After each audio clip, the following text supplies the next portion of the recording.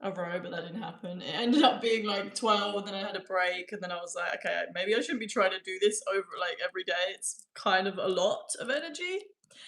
And so I pulled back a little bit and have been taking breaks in between. So,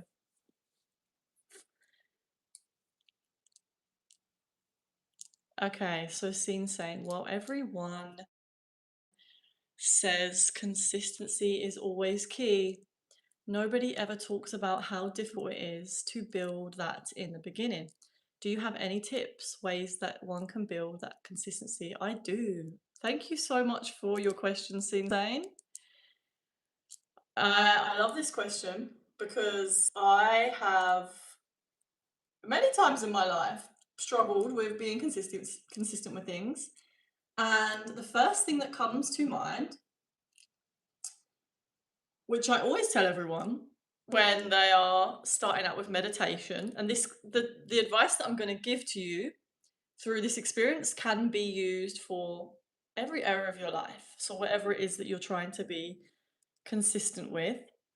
When I first started meditating, I wanted to be consistent, and so I started off doing like, I don't know, long meditations. And I think it was quite a lot because I wasn't like an experienced meditator.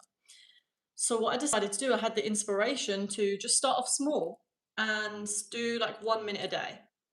And gradually, as I continued, I started doing 1 minute a day. And that was easy to stay consistent with because it was such low effort, it wasn't like so overwhelming to do that every day. And after honestly, like a few days, I already want. So I built it up to a couple minutes, and then I was like doing 5 minutes, and then I started, and then I gradually got to like doing 30 minutes a day. And I honestly think that doing that, taking that pressure off myself to not do doing like a 20-minute meditation for a beginner every single day when you've gone from doing nothing is a lot. That's quite a lot to stick to. So I always say, trying to be consistent with, maybe just start off small. I don't know what it is, but even things like going to the gym, you want to get consistent with weight training and you're finding it really difficult to go to the gym 3 times a week. But look closer at what is it that you're actually trying to get yourself to do. Are you going from doing no weight training to trying to get yourself to do three like 1 hour sessions every week? Maybe you could bring it down a little bit and do 20-minute sessions for three times a week. Or you want to do 20-minute session once a week just to start getting that, building that consistency. And then once you've started to build the habit, then you can start increasing what it is that you're doing. And that's the best way that I would say is to build consistency from my own experience. Take the pressure off yourself, make it more fun and not so overwhelming.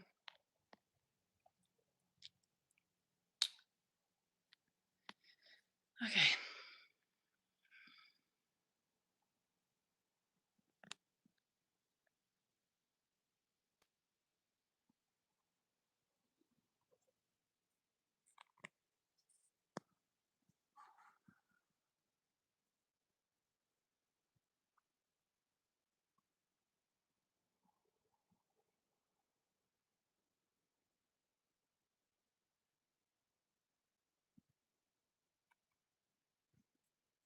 Someone said, how much time since you started? Did you mean with the lives?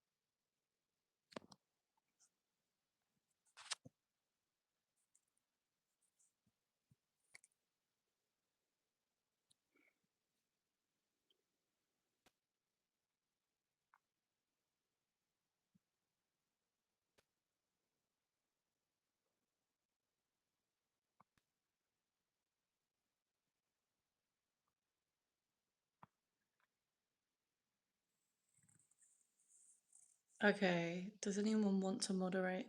Because I'm here doing it. And hey Zaza, welcome. Are you modding for me today? That would be much appreciated. And random, do you want to do some modding? If you want to, I can make you a mod.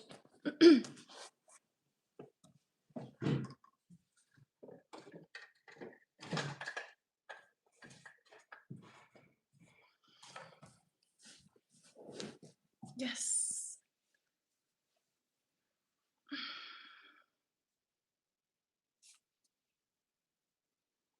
Thank you, Zaza. Appreciate you. Hi everyone, welcome.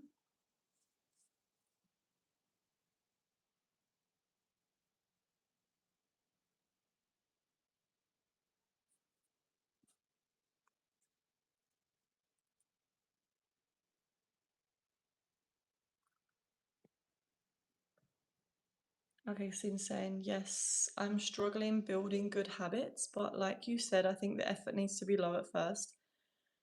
That way it doesn't feel overwhelming. Like even housework, I feel very anxious. Mm.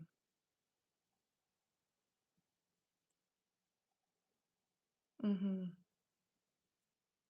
What is it that you're trying to say consistent with?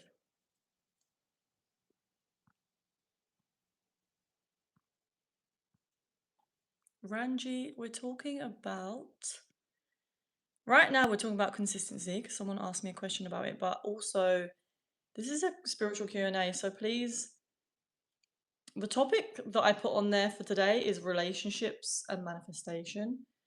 I really feel called to talk about relationships today. So if anyone has any questions around relationships, then please do put them in the comment section. They could be business relationships, romantic relationships, friendships, relationships to nature, relationships to the earth, relationships to yourself. Anything that comes to mind, anything that you're currently challenging, anything that is currently a challenge for you in your life, maybe you have some questions around that.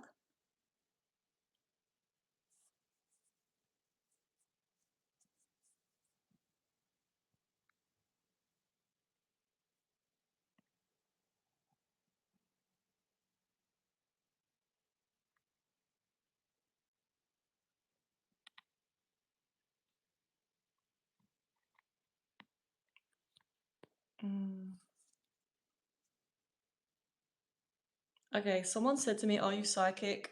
I I am very psychic. I am also of the belief that we all have the ability to tap into our psychic senses.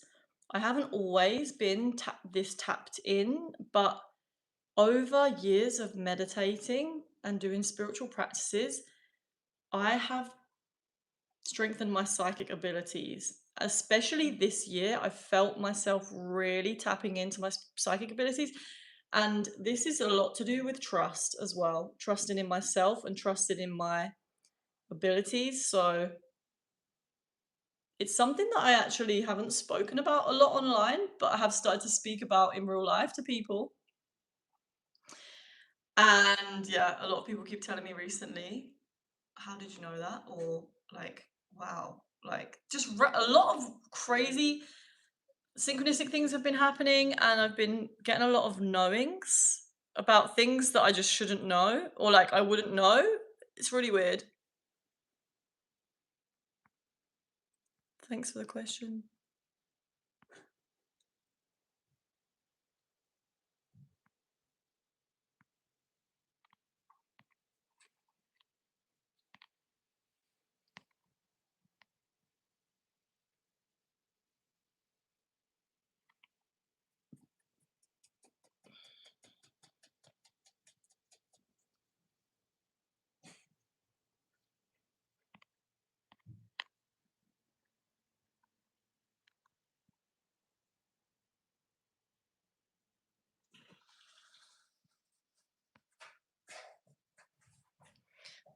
Someone said, "Do you know mind reading also?"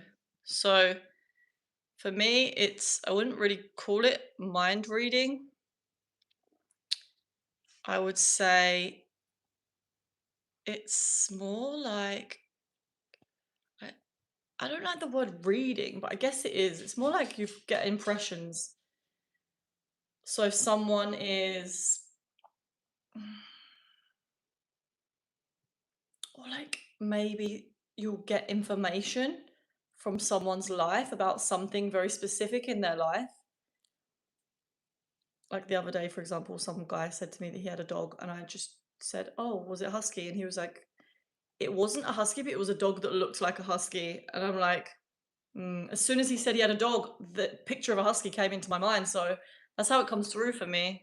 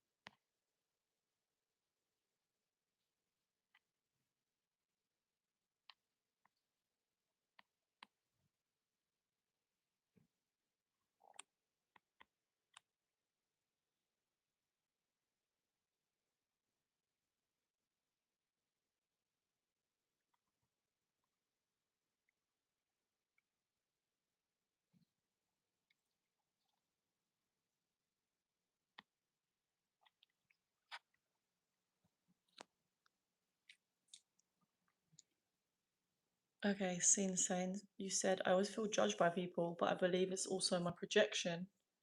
Sorry, me projecting my insecurities always. I'm always uncomfortable in social settings.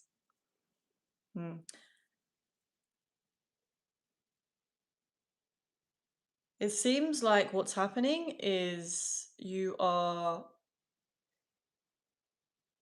when you go into a social setting, your insecurities are being triggered. Like you said, you believe it's a projection of your insecurities. It may be that you sense people judging. That's that's something that is possible. But what happens after you sense that is the most important thing. Like if we are in a social situation and we can sense that someone else is thinking judgmental thoughts directed towards us, and this is part of psychic abilities, guys. We all have this sixth sense of reading each other's energy, but most of us are blocked off from even trusting our psychic senses. So it could be that you, like I said, are sensing something real. It also could be that you are projecting. And the only way you're going to know that is by finding stillness and questioning what is coming up for you in those moments. And if you're always uncomfortable in every social setting, I would say that there's a level of projection there, because it would be unlikely that every time you're in a social setting, people were constantly judging you.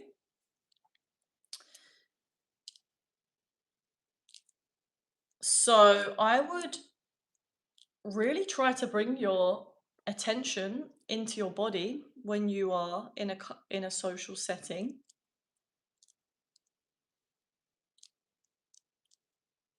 and start to place your focus on the feeling that you get when you feel uncomfortable. What is that uncomfortable feeling? Start to go deeper into it. Massive part of the work of raising your consciousness is bringing yourself into your body, staying grounded in your body. Because usually what happens, we get lots of uncomfortable feelings and then we just automatically go into the mind, or our energy starts to be extended outwards, and we're all of a sudden focused on the external, but in an unhealthy way. And this creates a spiral. So, what we do is we bring our attention back into the body when we notice this is happening and just feel.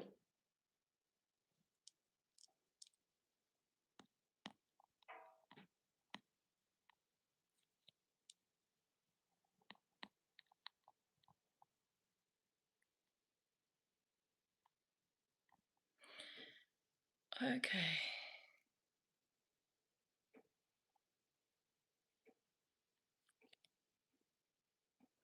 Okay, I seem sane. I've always been a people pleaser. While I was always in everyone's good books, all relations felt empty, and I felt the most empty. Now I close myself completely, not sure how to open up again. So this is also, thank you for your comments, Insane. This is something that you can work with. These patterns that you're noticing, you can work with them through shadow work, and you can work with them through inner child healing, because these are parts of yourself that are wanting to be healed. And so that's why they get so triggered in certain situations, because if they were healed, they wouldn't be being triggered. That's how you know you've healed from something. Is you'll go into a situation that used to trigger you and you don't feel the trigger anymore, or it's a lot less intense.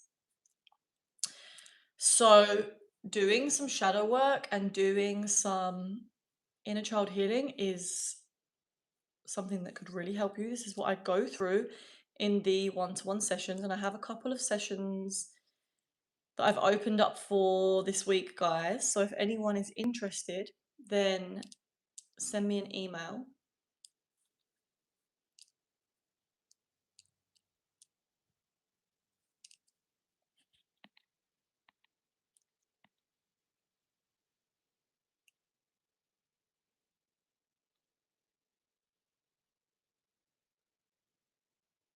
Okay, someone said, how would you explain your psychic abilities?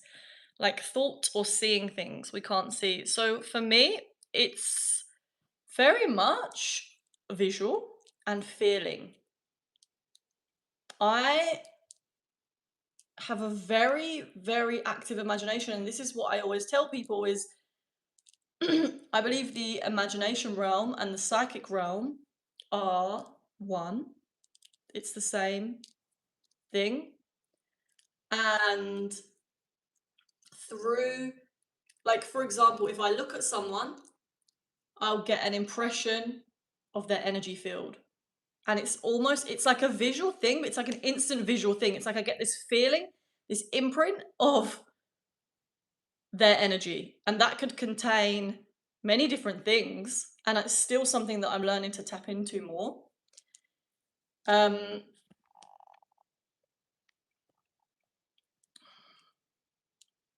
it's also just like instant knowings.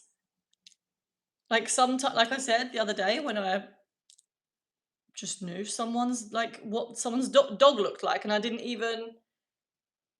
try. It just happens, and I just trust what comes, and I just say it, and then usually that's confirmed. But the mind can really get in the way of this. Something that I've noticed. Um, I think it's like it's a sense, and I really like the word sense because not just with people that I'll get impressions, but I get these impressions with like plants as well and animals, which is really beautiful. Like if I go into a forest and connect with the trees, I find that every tree has its own unique imprint, its own unique personality and energy field. And each one has its own, yeah, unique energy field. And it's the same for people. The energy field of humans is very different to the energy field of trees. But if you meditate within nature for long enough, you will start, I believe you could start to tap into this as well. I believe anyone can, but then also I don't know if everyone is like likely to do that just because we all have different interests and like I am someone that is very interested in this stuff. So it makes sense that I would have developed my psychic abilities. Like I was interested in all of this stuff years and years ago. And now I'm like, oh, okay. I never thought I was a psychic before. I was just like, I'm not psychic, but I am really interested in psychic phenomena. And over the years, I've realized that, oh, okay, actually, I definitely have psychic abilities. And one of the reasons why I was so interested in learning about it was because I was meant to develop my own part of my path.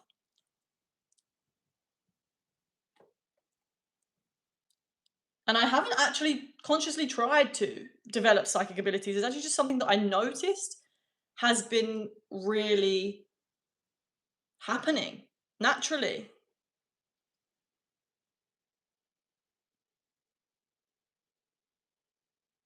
Like I never just I have got um I've got books that I have bought about psychic stuff, but I never bought the book because I was like, I want to learn to be psychic. I bought the books because I was just genuinely interested, found it fascinating.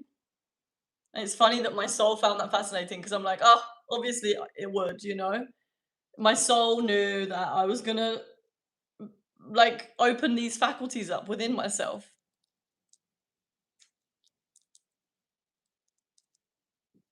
And I have no doubt it's gonna be something that I'm gonna teach others to do. It's not something that I'm actively planning right now, but I have a sense. Again, this is psychic sense. It's all the same thing, but I have a sense that I will be, and you know, maybe it won't happen. It depends what timeline I choose, but I have a sense that I will be teaching psychic abilities at some point, how to develop them. They're really not that woo woo.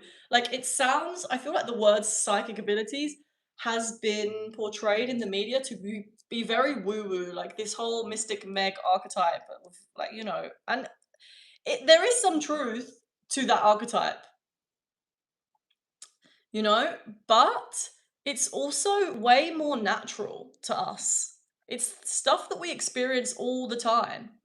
Like when someone calls you and you're like, that's weird, I was just thinking about you. That's a psychic sense. And it happens to everyone. It's like this phenomena. And that's how I started learning about this stuff at a more foundational level in terms of, okay, this is just a natural part of life.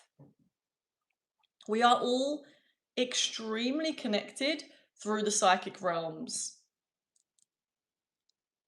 I have this friend, right?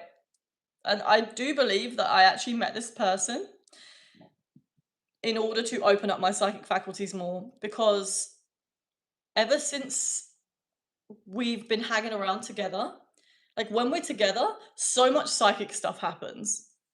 And he was never like he was never into like spirituality that much before.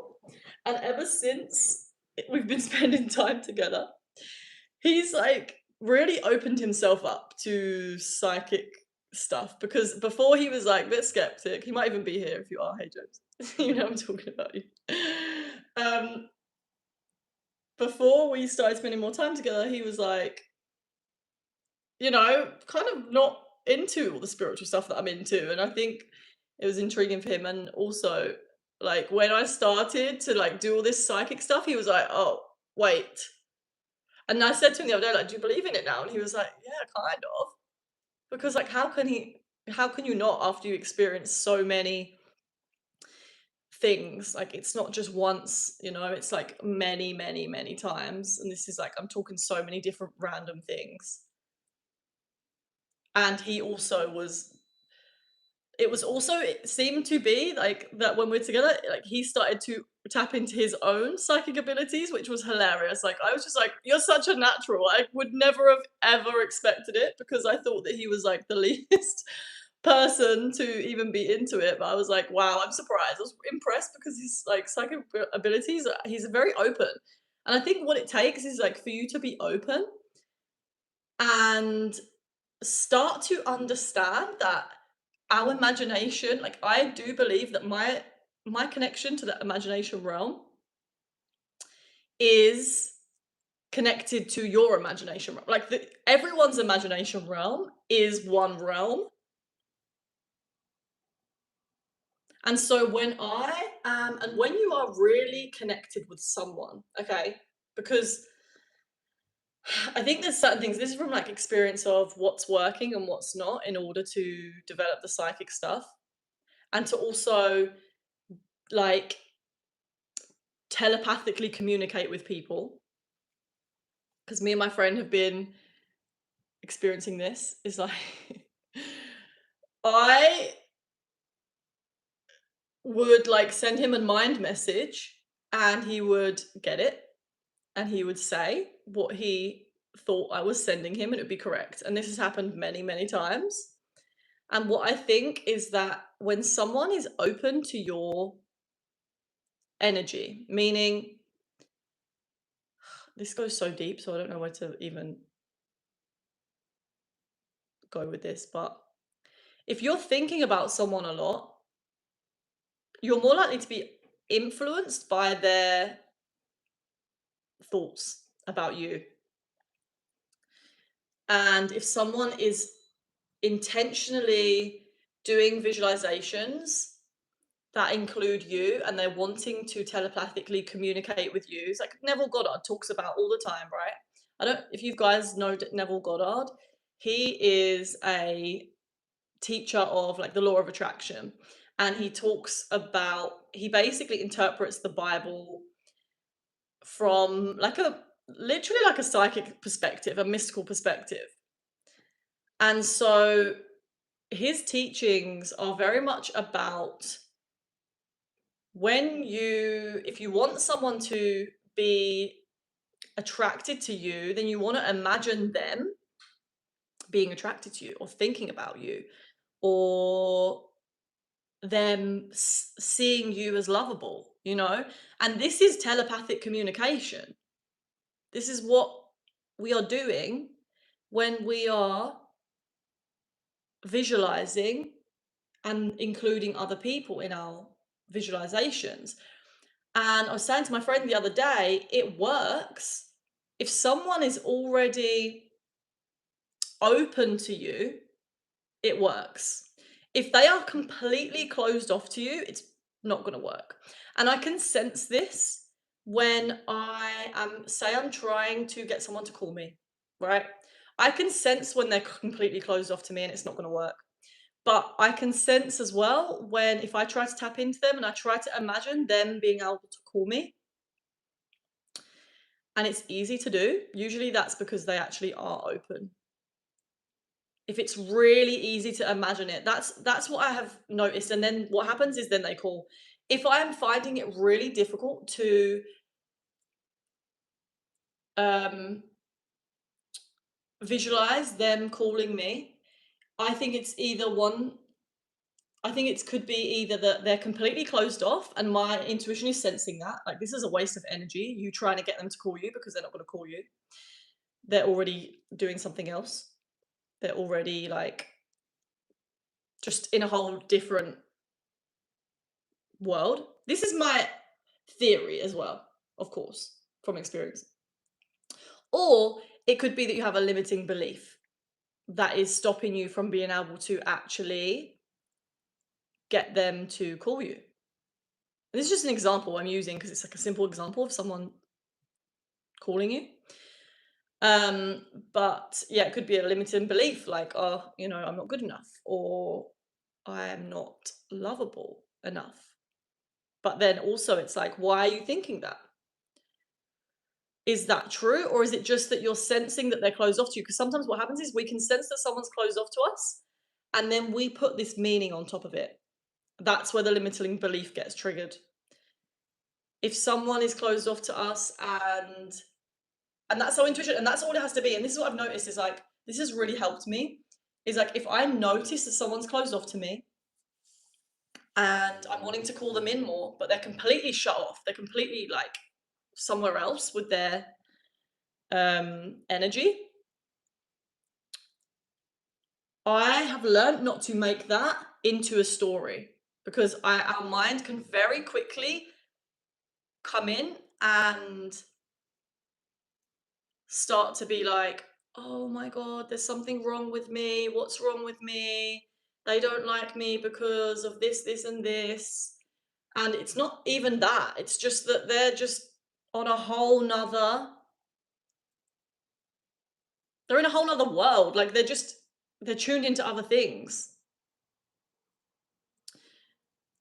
So when it comes to developing your psychic abilities, and it's the same thing, intuition. Intuition is a psychic ability and telepathy.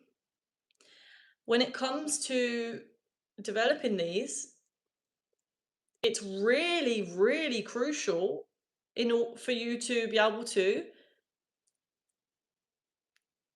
purify your mind, meaning when you notice your mind starting to make stories around the intuitive messages that you get, the senses that you get, deciphering what is true and what is false when it comes to the thoughts that your mind is creating around this sense.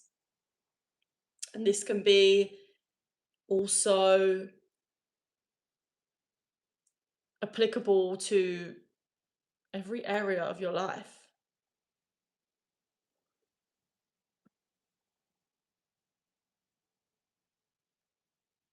Someone said how to overcome the overthink situation. You have to bring yourself to the present moment.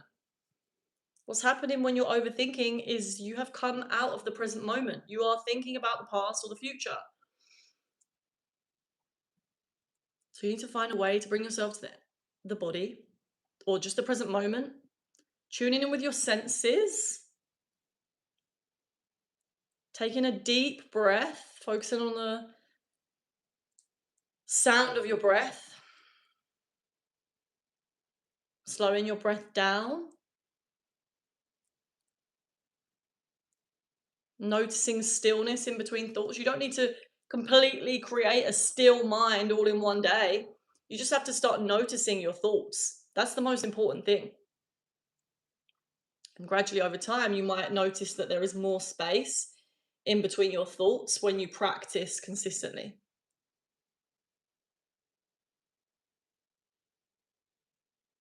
Okay, so Stevie Wonder. By energy field, do you mean things like facial expressions, body language, etc.?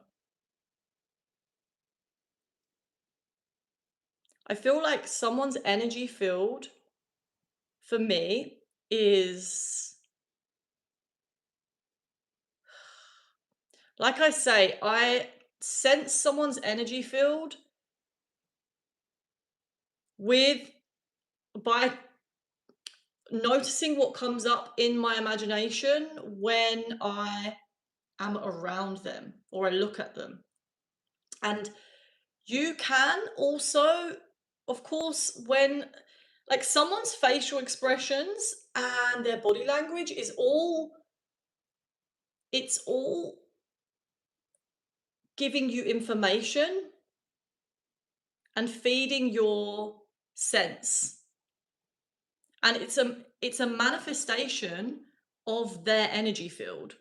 So the micro expressions that you manifest or the body language that you are expressing is all a manifestation of your internal world. So we are all subconsciously noticing these things all the time, and it is influencing us and our thoughts.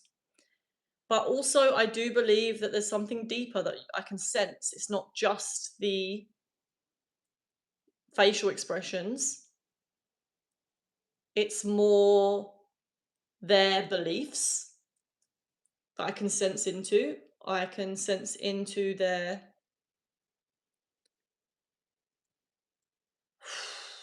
like the contents of their life sometimes.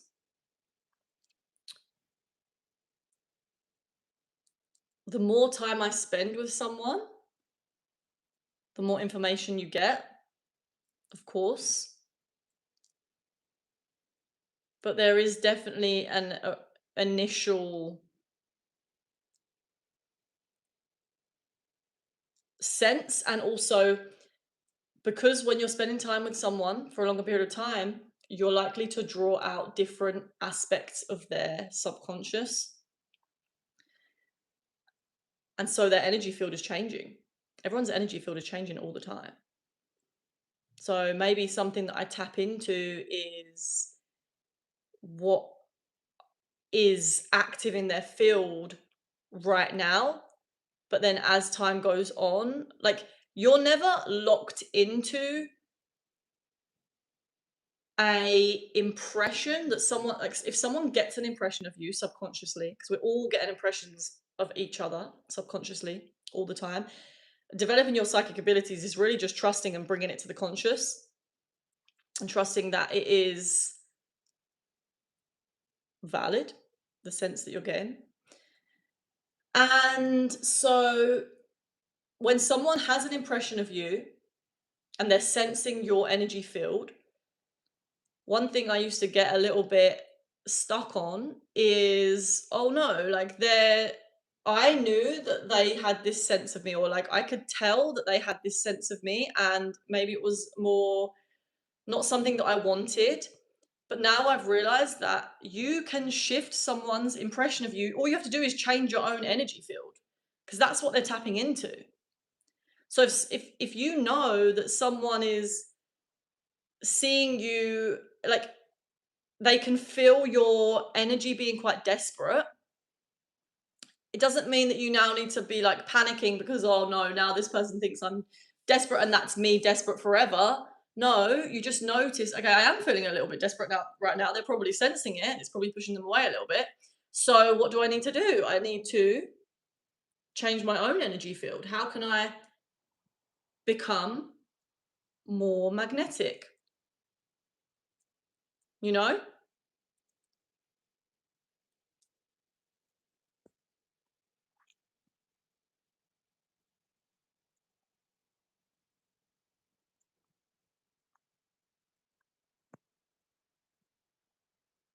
Okay. Someone said, how do you know if your predictions are correct? Well, by getting them validated, of course. Telling people what is coming through, and if they confirm it, then it's obviously correct. That's happened to me many, many, many times, and I have people that could even validate that.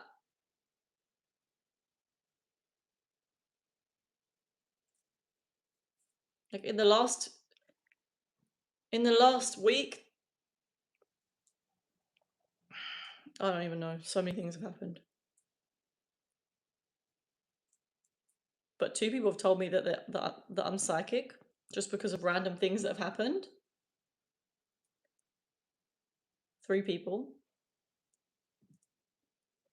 So yeah, it really is all down to the experience of having your psychic abilities confirmed through telling people what it is that you're sensing, and then them agreeing that that is fact.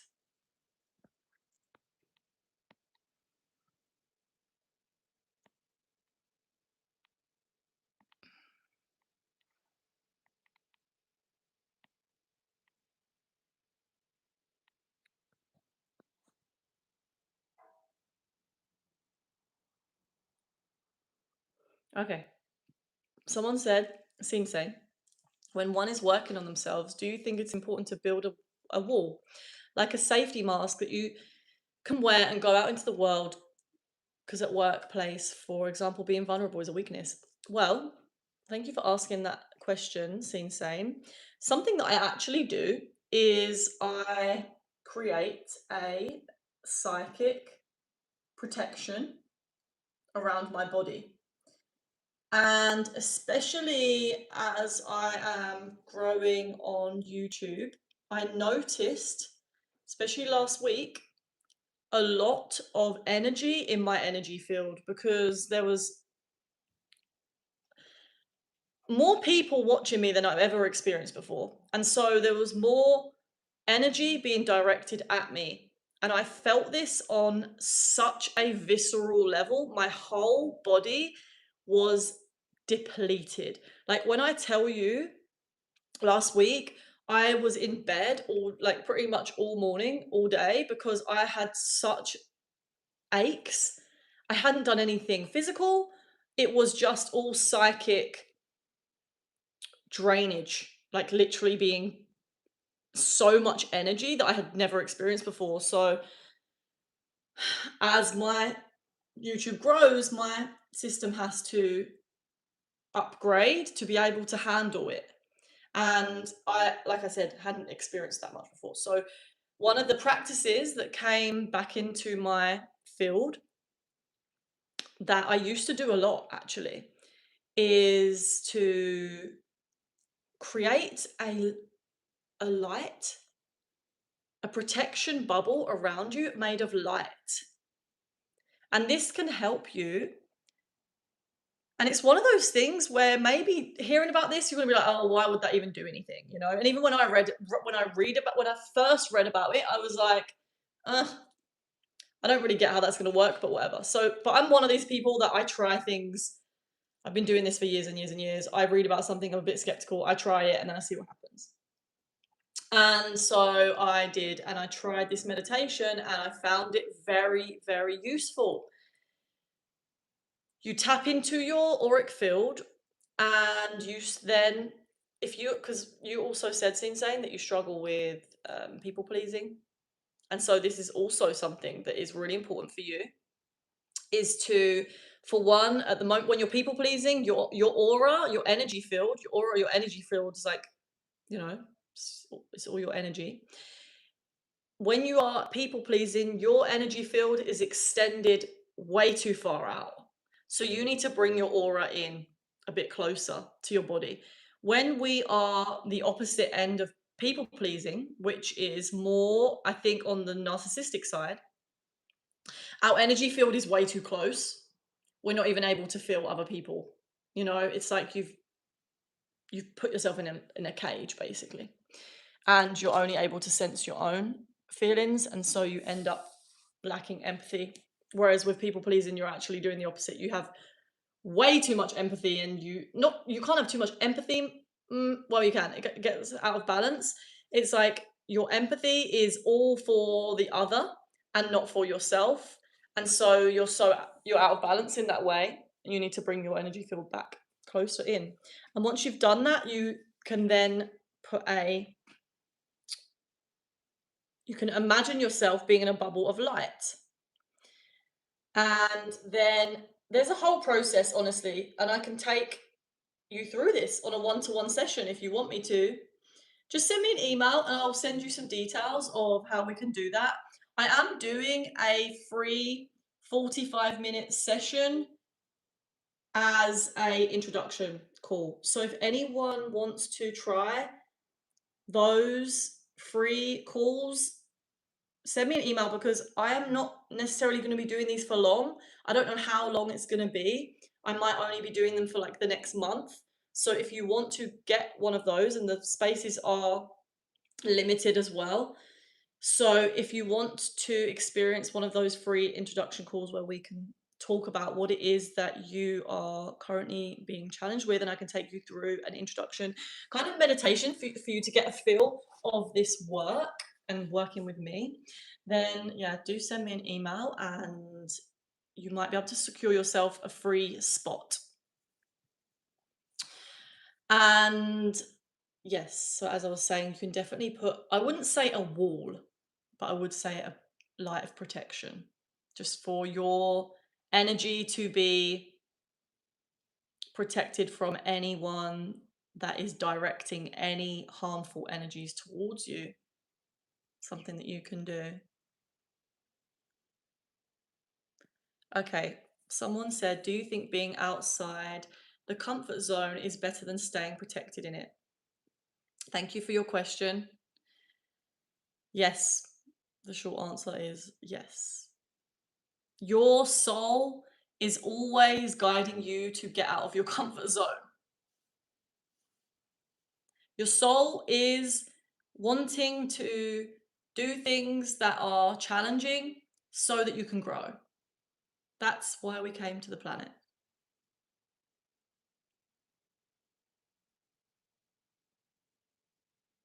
So if you feel like you are stuck in your comfort zone and it doesn't feel good, because it actually never feels even good to be in your comfort zone. If it's like maybe it'll feel a little bit good for a little while, but then it starts to feel not so good. And that's because you are being pulled to expand, grow.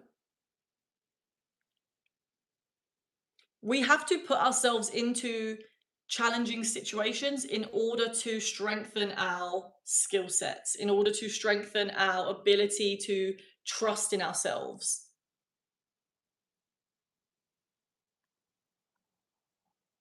And whatever it is that you are being called to go towards, that you that also triggers fear in you, is likely to be something that you actually should just jump on it and do it.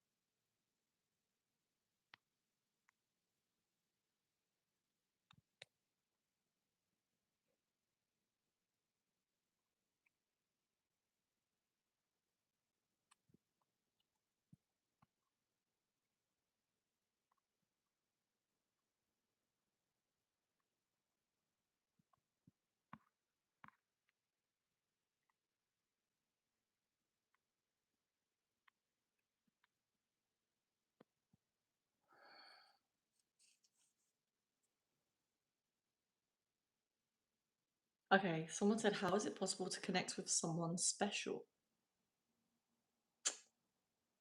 I mean, I think it's important to get clear on what you want, and then you want to live as if you already have them in your life. This is what all of the, you know, law of attraction community talks about.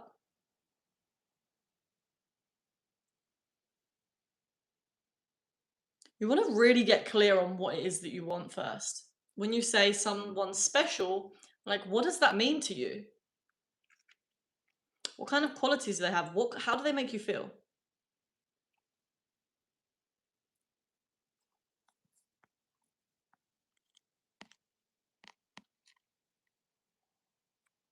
How do you get rid of negative thoughts and overthinking? Okay, thank you for your question. First of all, I just want to say one of the major issues that we run into when we are meditating or we are trying to get rid of negative thoughts is literally exactly that.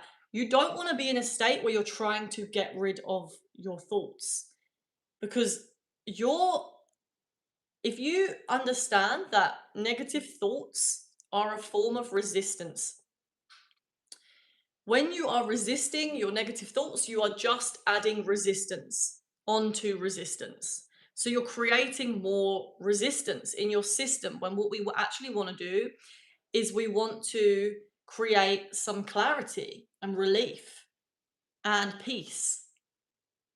So what you want to do is add peace onto those negative thoughts. And how you can do this is by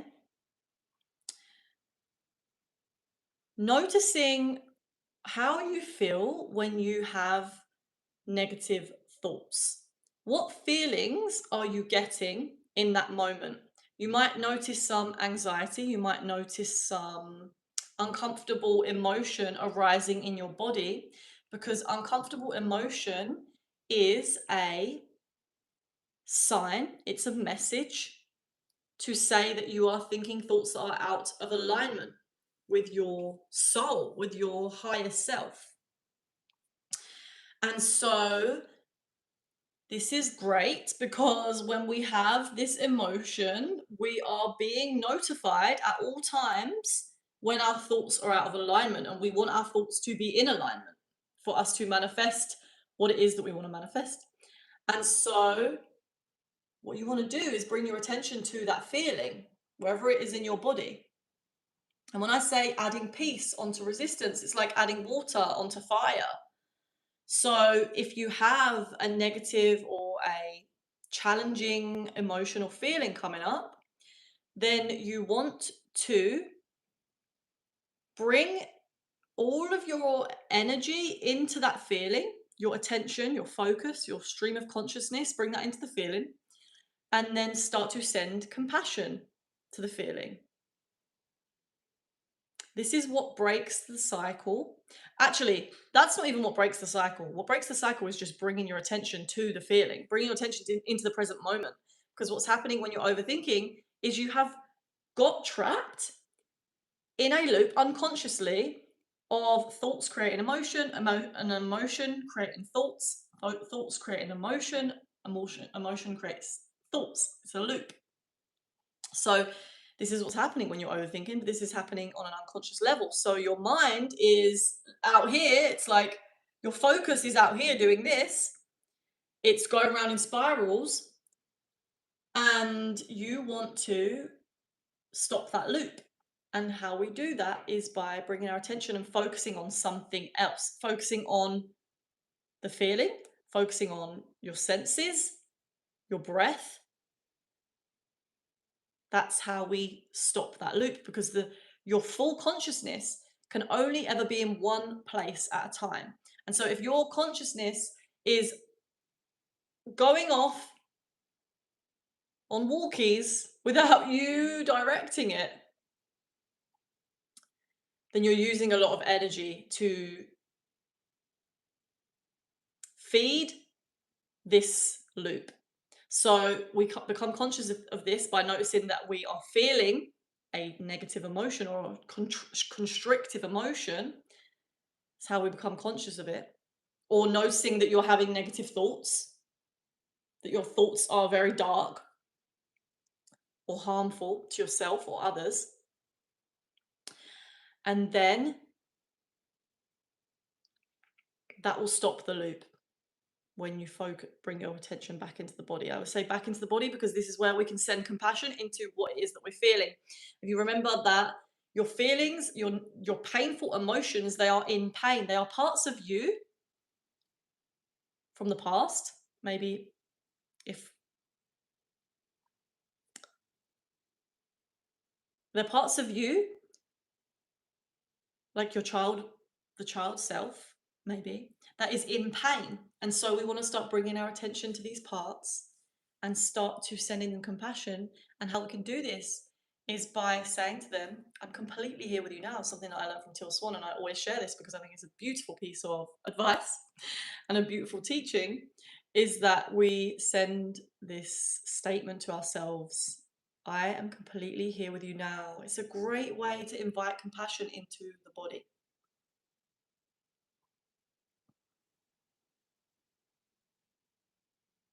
I am completely here with you now. You can also say thank you to yourself. Thank you to my body for notifying me that I'm thinking thoughts that are out of alignment. As soon as we add gratitude into the system, this counteracts fear. And when we are in a state of resistance, we are in a state of fear. When we are experiencing constricting emotions, difficult emotions, they are always rooted in some fearful belief. And so the way that we start to shift our energy field into a state of love, into a higher frequency, is by inviting more gratitude and compassion into our system.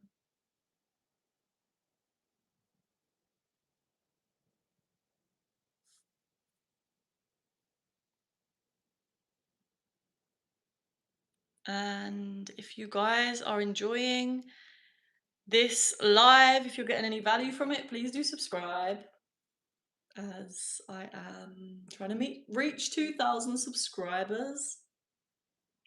So it'd be much appreciated. And yeah, please hit the like button. Let's see if we can get to 100 likes for today's live. Much appreciate you. Okay.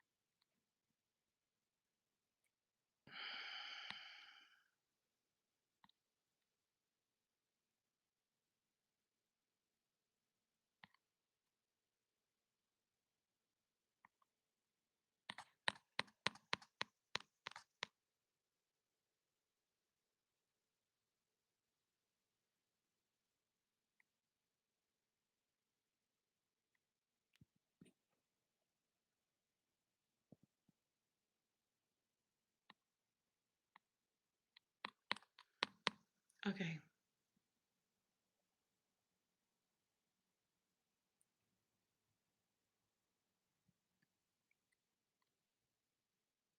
Okay, Zaza, are you still here?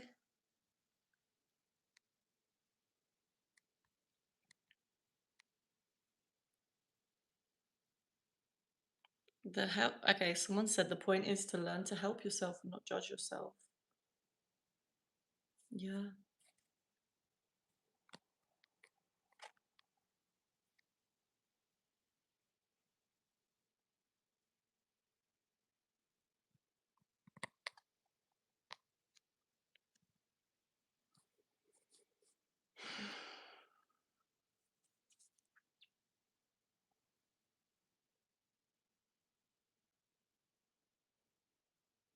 Someone said, why am I not answering comments? And the reason why is because I am being very picky with comments. I only answer questions or comments that I feel inspired to answer. This is one way that I like to live my life, is I will do things that I really want to do.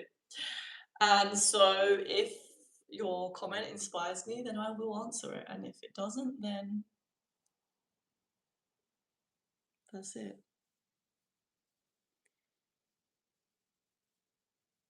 What happens after death? Well, I believe that after death, we are released from our bodies and we go to the other side, meaning the spiritual realm, the non physical realm.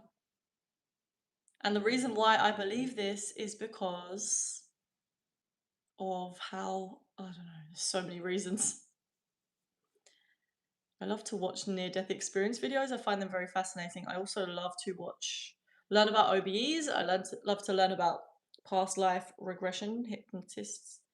And I like to learn about psychics, and they all seem to agree on the same thing, which is that our soul tends to, our soul goes on, it lives on. Okay, someone asked me, would you be friends with someone who betrayed you? Thank you for your question. So, if someone betrayed me, I would first confront them about it. I would tell them how I felt. I would tell them what I need. And depending on the nature of our relationship and how they respond, would give me the answer of whether I would continue being friends with them. For example, if someone betrayed me and I confronted them about it and they tried to gaslight me and they weren't taking responsibility, then I would not put any more energy into that relationship.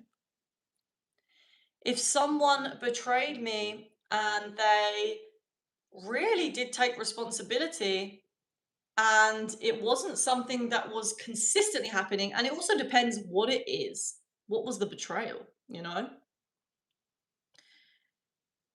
If it's something that is consistently happening in the relationship and it's a pattern, then I may want to pull my energy away and not let that person have as much access to me.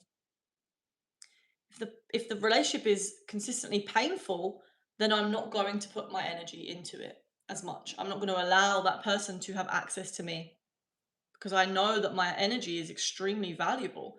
And so I would rather put my energy into relationships that are fun, inspiring, and joyful. So if a relationship is consistently painful, then it's not for me.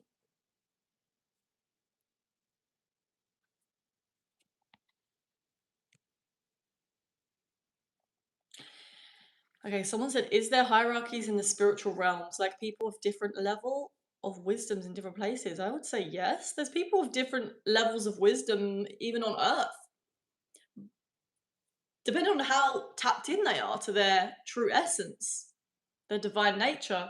Like Jesus, for example, I believe was someone that came to earth that had the intention of completely knowing his divine nature. And I believe he's a very powerful soul in the spirit realm. I believe he's an ascended master. This is what a lot of people in the spiritual realm call it. And I do like that term. I do believe he's an ascended master, where his soul is so evolved and he has been able to expand his soul so much. This is just my interpretation as well, you know? I could be wrong, but this is how I see it. And when I connect with the energy of Jesus, I feel his power. Like he's a powerful, he's got powerful energy, which is why it makes sense that there's so much manifestation around him. As in, there's so many like religions that have manifested around him, and yeah, he's just powerful.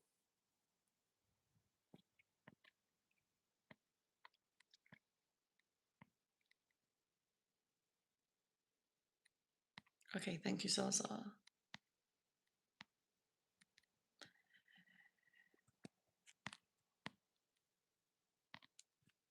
Do you think we keep our personality after death, or is personality attached to the body?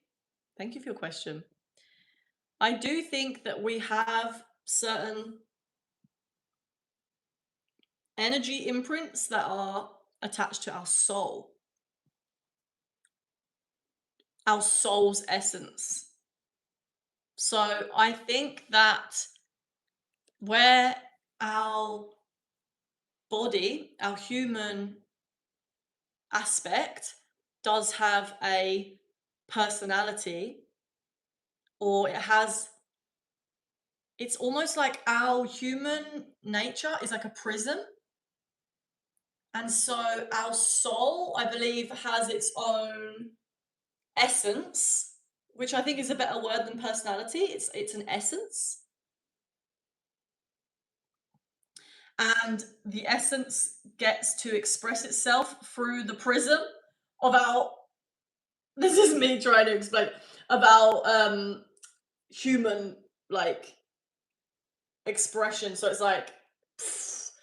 it's like being shined through all of these different aspects that we chose to come in and express through. So our soul is being expressed through the filter and the prism of our human uh, patterns or our human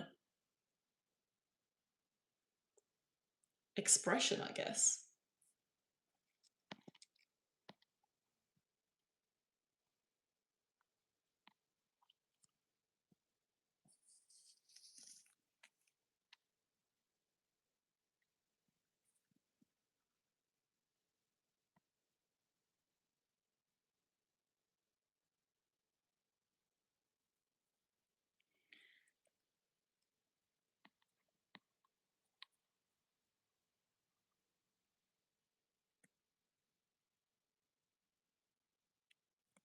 Okay, someone said, "What is your purpose in life?"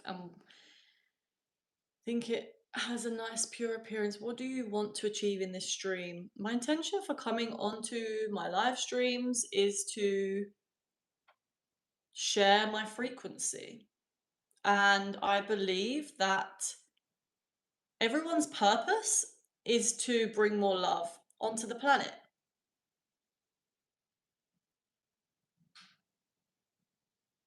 And sometimes when we are in a state of fear, we don't feel like we're living out our purpose. We might feel like we are not on track. But once we tap into the infinite love that we are all channels for, because we are all connected to divine love, then we are able to express that divine purpose of bringing more love onto the planet through our own unique expression as a human, whatever way that is for us. The other day I was watching a video of Eckhart Tolle, and he was saying that some people are frequency holders. That's what they come to the planet to do. Not everyone is here to be rich and famous and really popular and all of that stuff. Some people are here to just be frequency holders, meaning they might do more ordinary jobs like being a handyman or being a cleaner. And through their consciousness, their conscious awareness whilst they're doing the job, they're able to bring that frequency to the planet, and that is their purpose. They're bringing more love to the planet through doing something that others may see as mundane, and their frequency ripples out to the rest of the collective.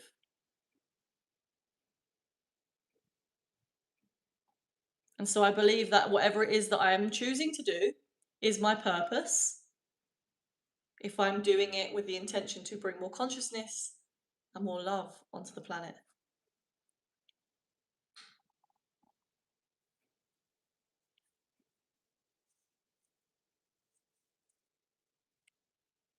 Okay, someone said, "Do you think mind link between human beings happens? I'm scared. Tried to mind link someone and they responded how I wanted." Yeah, it's telepathy. It's 100% a thing. If you keep practicing it, guys, you'll understand, because you'll have results if you're doing it properly. If you're really clearing your mind, tapping into your intuition, and maybe it could take years for some people to really develop these abilities. For me, it took years.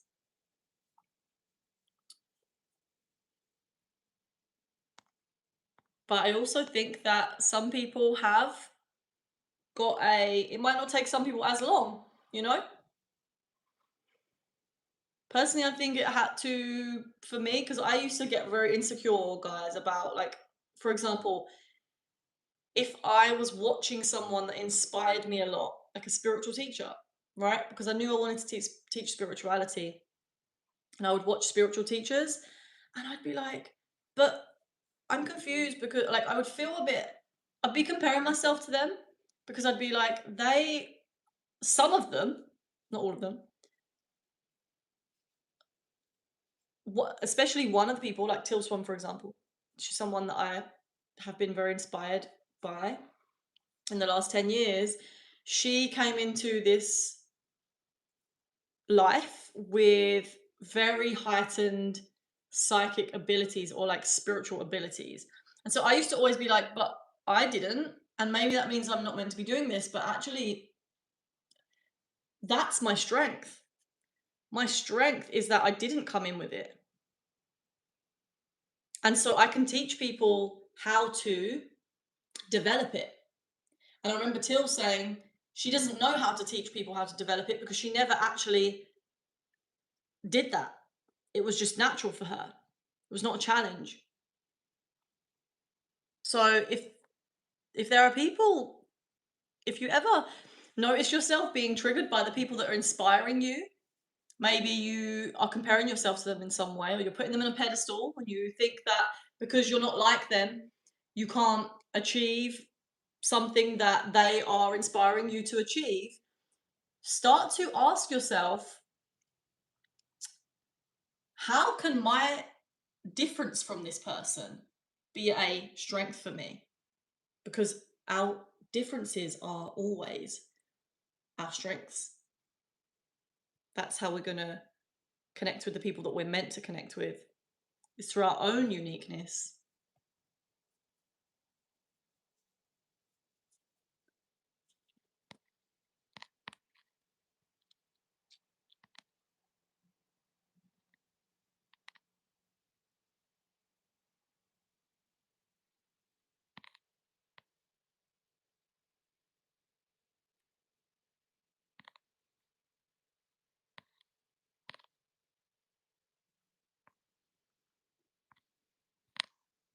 Hmm.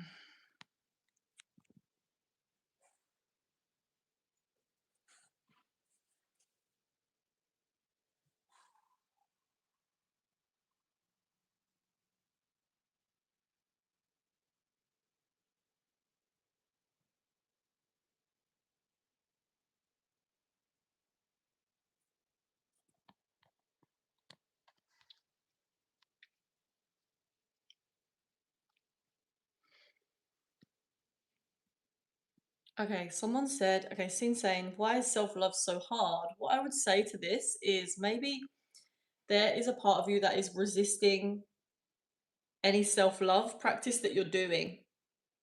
It might be that the practices that you're trying to do in order to increase your self love are out of the depth that you need to actually take yourself into. Let me explain this better.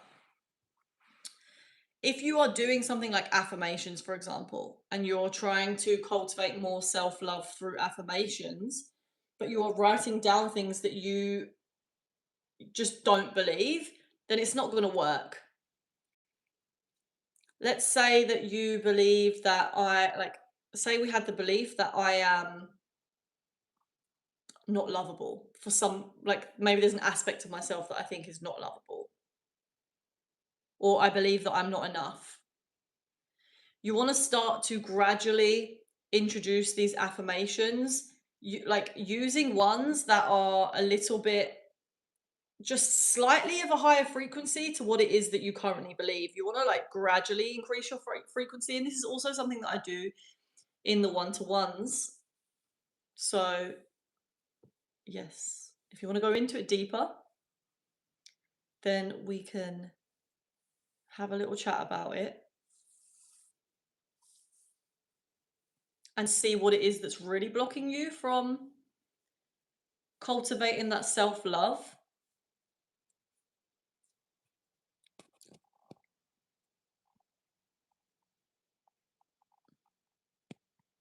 I think that it's to do with really allowing that self-compassion and whatever is coming up in the moment to be compassionate with that. Like if you have a part of you that is resisting self-compassion, like putting compassion into your body, then you want to be compassionate for that part that is resisting it. That's the part that needs the compassion. It's the one that is coming up to the surface now. That's the one that's being ready to released.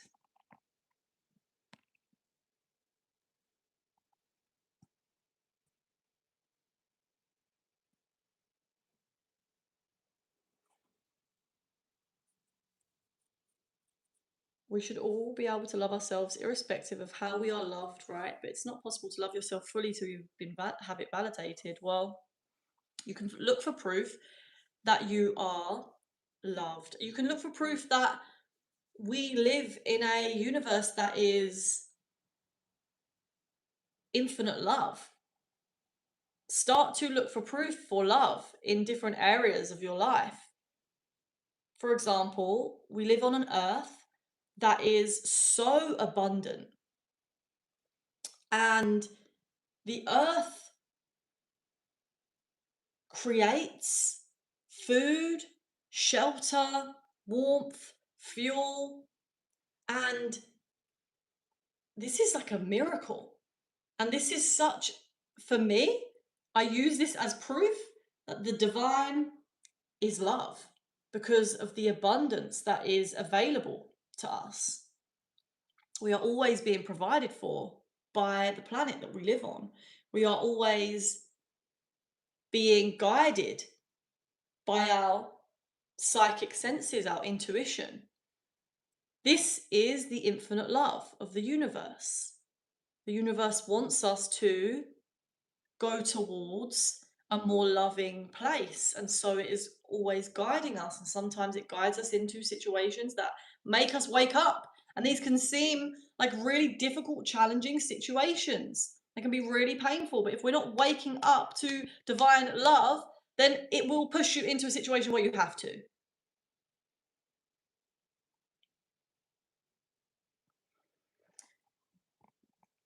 And if you're finding it difficult to love yourself, and you, so the other thing you said to me is how we should be able to love ourselves irrespective of how we are loved. And I don't necessarily agree with that because I do think that we are social beings. And so part of us feeling good is having loving relationships. We actually need that. It's a really important human need. So it's not something that we want to say, oh, if I love myself, then I don't need others to love me. That's not true. But one way that you can start to cultivate more love within yourself is to start sending love out to others. It doesn't even need to be at first physically, to say anything, but you can start to pray or visualize yourself sending love and light from your heart to someone else's heart. This is a really good way to cultivate self love and to start experiencing the infinite love of the universe, because you can tap into a light within you, within your heart chakra at any time. Bringing your attention into your heart, imagining a light shining out, rippling out through your body, and then imagine shining it out onto other people. When we give love, we experience that love first. When we project fear and we try to harm another, we experience that harm first. It is coming from us, so we have to experience it before they do. Like, you can't harm someone else without harming yourself. You can't truly send love to someone without feeling that love within you first.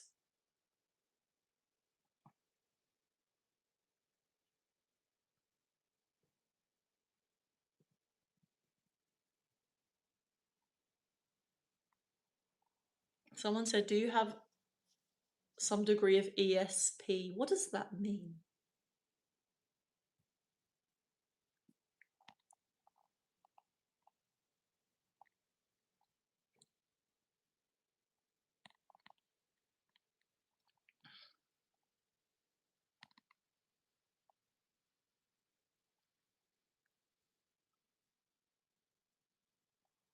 Okay.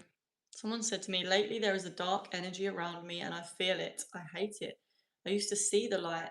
Now it disappeared as a spiritual person. When you are allowing for the energy of hating something inside of you, or an energy that you are feeling around you, you're adding more dark energy onto dark energy. This is why when we are starting to bring ourselves into a higher frequency, we actually have to love the darkness within us. So if you're noticing dark energy around you and feeling it, start to ask yourself, like, can I accept that this is here right now? Can I accept the truth of what I'm feeling right now instead of resisting it? If you're hating an energy that is inside of you, you're adding more darkness, because that hate is a dark energy, and you're harming yourself more. If you're sending hateful energy out to someone else, then you're sending out harmful energy. So if you're resisting that darkness inside of you, then you are harming yourself. So you want to start to notice where it is in your body that you can feel this dark energy, and then try to come to some acceptance with it being there. This is how it starts to move and shift and change into lighter energies. Acceptance is a very high vibrational feeling, or to surrender is a high vibrational action, spiritually speaking. If we surrender to what is going on inside of us.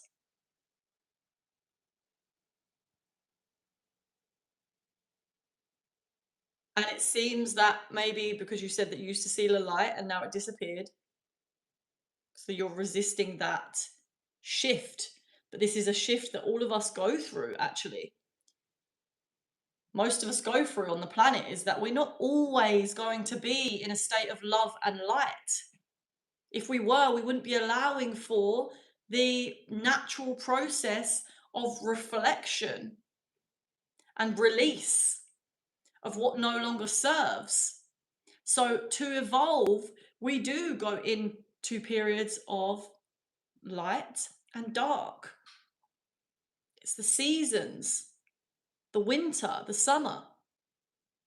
And during those dark periods, this is why a lot of people find it very difficult to rest.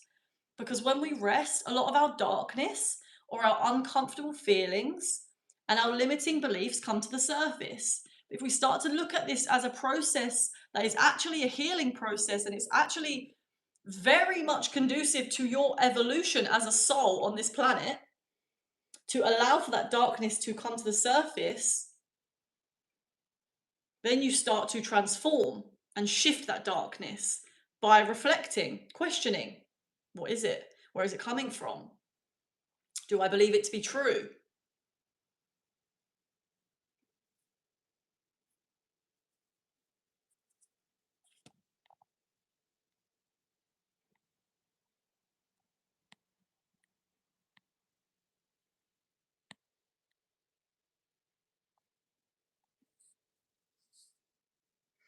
Okay, someone said maybe idolizing your perfect future self and constantly striving to become that version of yourself helps you more, I feel. I think it's important to do that, to visualize your higher self, your future self, a version of you that is on a timeline that you want to tap into. But we can't do this constantly, because there is, like I said, there's going to be a period where when you are visualizing your higher self, guys, this is going to bring up all the limiting patterns and beliefs that are in contradiction to you being there right now.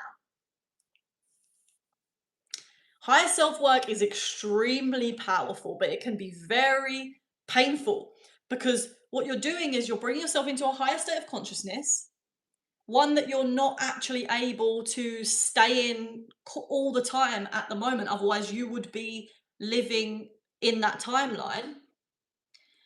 And then as the days go on, you start to bring, what happens is a natural process of, it starts to bring up all the limiting beliefs, because you're going to get inspiration, right? When you tap into this higher consciousness, this future part of yourself, you're going to get inspirations, or you may get inspirations of how you want to act, how this part of you would act. When you get these inspirations, then what happens is the fears start to flood in. All the reasons that you haven't been acting this way already are going to start come to the surface. what we want to do here, and this is very painful, it can be extremely painful. This is like where what I said about the darkness, and a lot of the times when we're resting, we really are noticing, okay, what is it that is coming to the surface? Why is this so uncomfortable? Not avoiding these uncomfortable feelings is going to be your quickest way to shift. If you're used to watching TV to distract yourself from the uncomfortable feelings, then you're missing an opportunity, or whatever it is that you do to avoid. So, what we want to do when we notice these fears come through, when we've been doing our higher self visualizations, is to hold. When that happens, hold on to, like, hold in that moment. You don't want to act on the fears, you want to understand the fears. Where are they coming from? What are they telling you? What do they want you to know? What does the pain want you to know about what you're thinking, about yourself, your self concept, about what you can achieve, what you can't achieve? These are going to be the limiting beliefs that are completely in contradiction to what your higher self is currently doing in that timeline. Let's say your higher self is creating art and selling it all over the world. And so you get the inspiration to start creating art. Let's say there's that much of a gap between this part of yourself that you can see and you can really feel into. It makes you feel really expansive when you visualize it. It makes you feel really good. It's like, this is something that I want to do. Let's say you haven't even created a piece of art yet and the gap is that big. When you create that first piece of art and you act on that inspiration, it's very, very likely to bring up so many limiting beliefs like, why am I doing this? This is a waste of time. This is never going to go anywhere. I am not good enough for this. You remember things that someone said to you in the past, and this is all coming from past, like, traumatic experiences. They could be really small experiences, like showing your parents a piece of art when you're a kid and not getting the attention that you, or getting the reaction that you wanted. And then so you put meaning onto that situation, and the meaning you put onto it was, I am not good enough at doing art. And now there is a fear that has been created, and you now are scared to do it again because it's going to bring up that meaning, that belief that you created in that moment. But if we start to realize that when we are having these feelings, it's actually telling us that we have just thought a thought or a belief that is out of alignment with our higher selves, then we can release it and choose a new belief.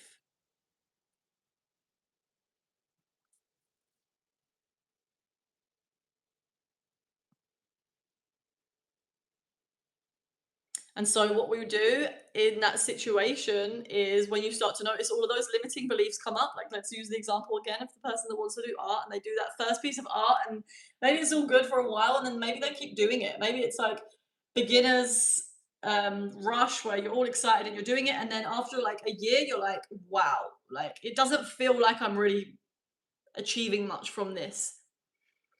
And your mind starts to look at all the negatives, all the limiting beliefs, even though you might have actually achieved quite a lot. You might have learned so much about yourself, like all these things that have actually been very fruitful. But then all of a sudden, the limiting beliefs start to come up again. And this is what's happening constantly throughout our lives, is we are shedding more and more beliefs. And every time you level up, every time you push through, you keep doing that thing and you heal this part of yourself that is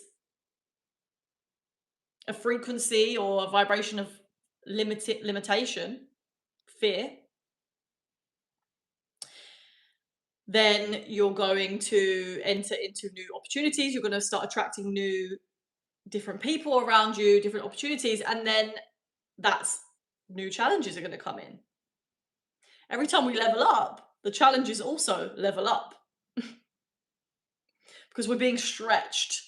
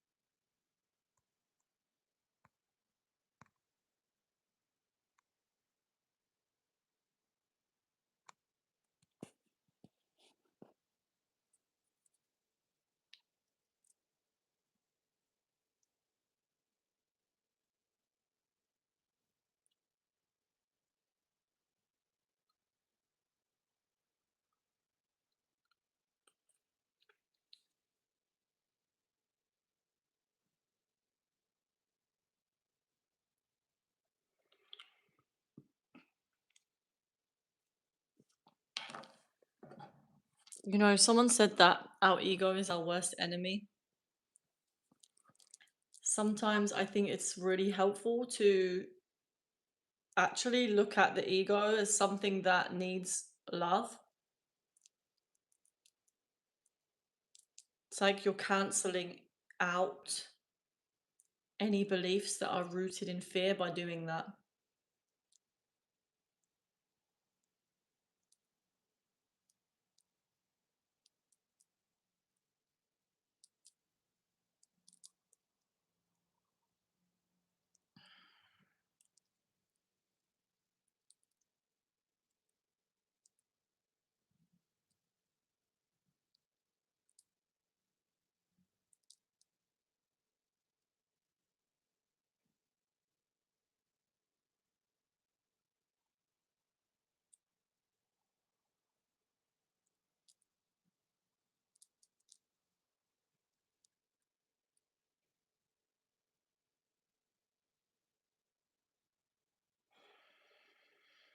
Okay, Jacob, I'm a confused person because my personality is arrogant and ego boosting, but my upbringing is insecure.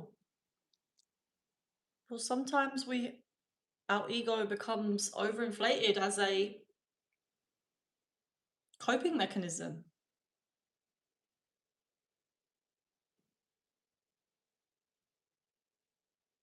from an insecure place. So it might be that you are causing separation between yourself and others by having a very boosted ego. Like if you think you're better than others, this can create a wedge between you and others. So it's not possible to have real intimacy if you think you're better.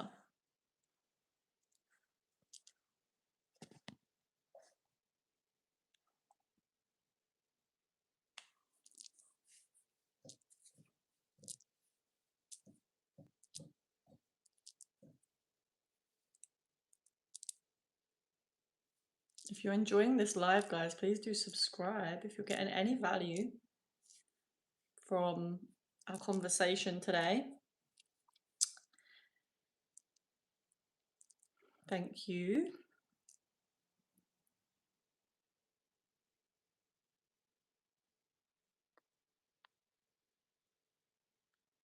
Thank you, Venki. I'm glad that you're feeling so much better after watching the stream. Like showing off too much to mask insecurity. Yeah, it could be that your system is showing off because it feels like it needs to overcompensate to win the approval of other people. It could be helpful to practice being in presence, in stillness, and then using this practice when you're around other people.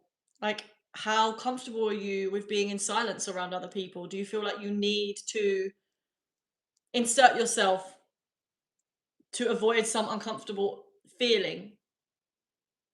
Or can you just be when you're around others and only speak when you really feel like it is necessary to say something as a more grounded way of connecting and expressing authentically?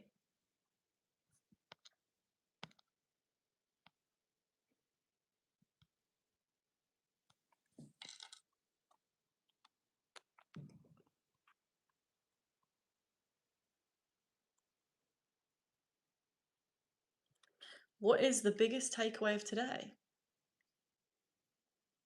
Mm,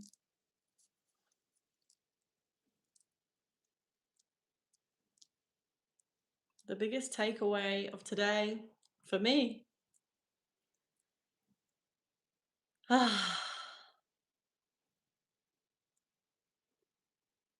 Just take one step at a time.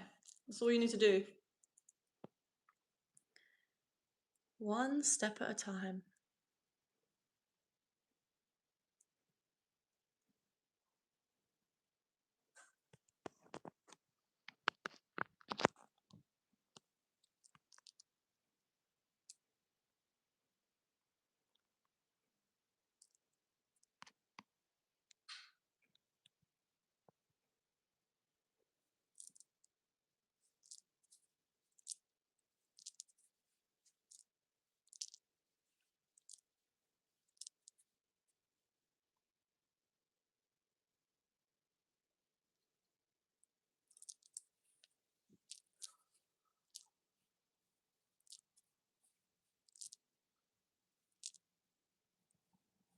One step at a time with the compass in your hand. That's all we need. Yes, Sultan. Exactly. Following guidance, taking a step, and then listening for the next piece of guidance. That's all we need to do.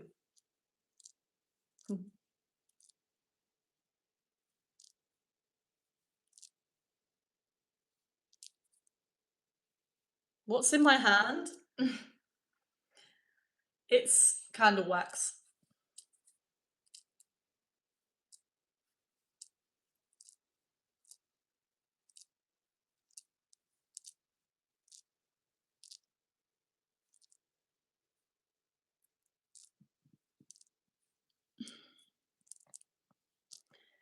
Guys, if you're enjoying this stream and you want to show some love, then please do like. Thank you for your likes. They do help the channel. And if you've got any value from this, then show your appreciation.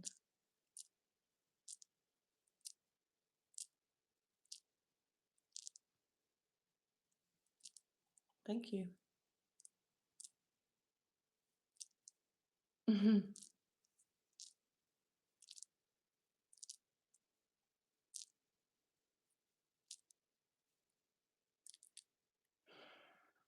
Thank you for liking and subscribing, Venky. Appreciate you. Okay, so Num Num Juice. What's this stream about? I just got here. We're talking about spirituality, and on my channel I talk about all things spiritual, psychic phenomena, subconscious reprogramming, emotions, relationships, manifestation.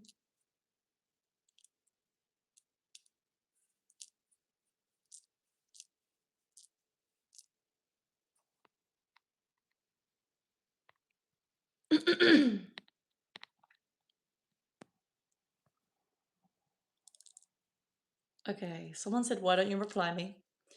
And I was saying this earlier, is that I only reply to comments that actually inspire me to answer. So if you feel like you have a question or you want to say something that you can feel is going to inspire me, then put it. Your intuition knows, guys, that if you're going to put something and I'm not going to answer it, you already know. I respond to the energy that I want to cultivate on this channel.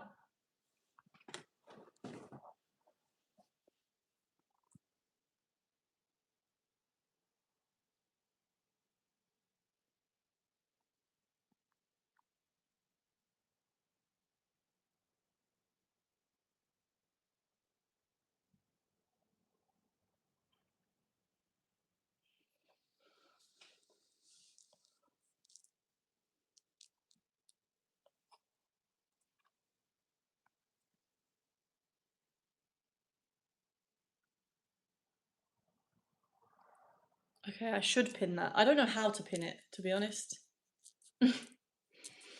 I don't know how to pin comment. I don't even know how to write my own comments. I don't think I can even do that on here, but I don't get why.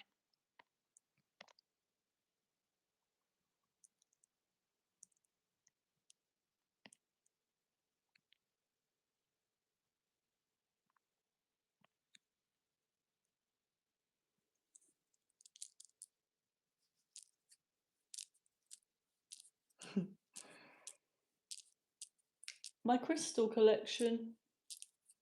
I only have two crystals with me where I am right now, and the rest are somewhere else.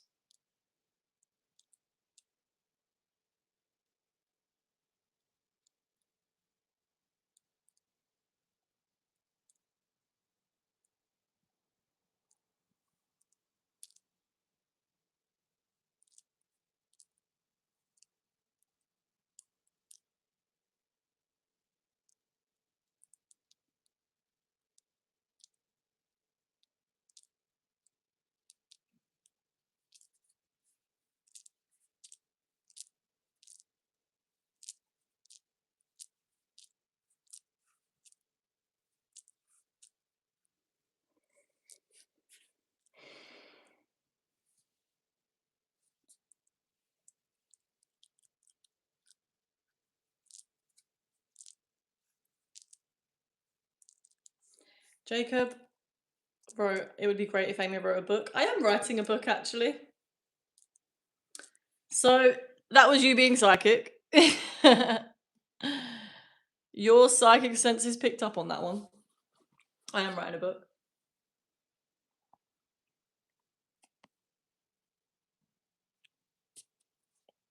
I don't know when it will be out.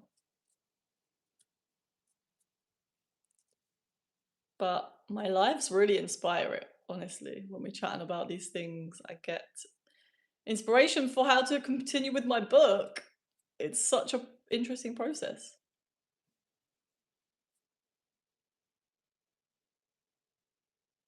She talks less, but she talks good. Yeah. Thanks, Deepak.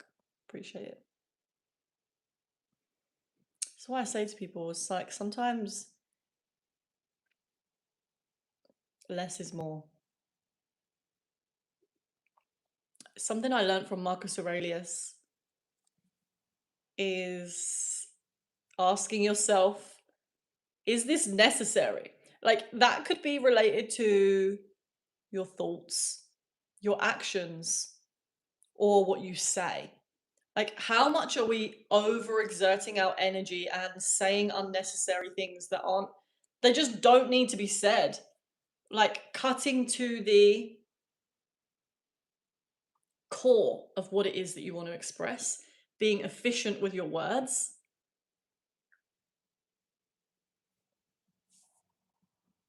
Doing what's necessary, saying what's necessary, thinking only necessary things. Something I do a lot is like if I start to notice myself spiraling or having negative thoughts, then I'll ask myself, is this necessary? Can get you out of it quite quick. Like, is it necessary that I think that I'm not good enough right now? Or like, why is that necessary? It's not helping me in any way.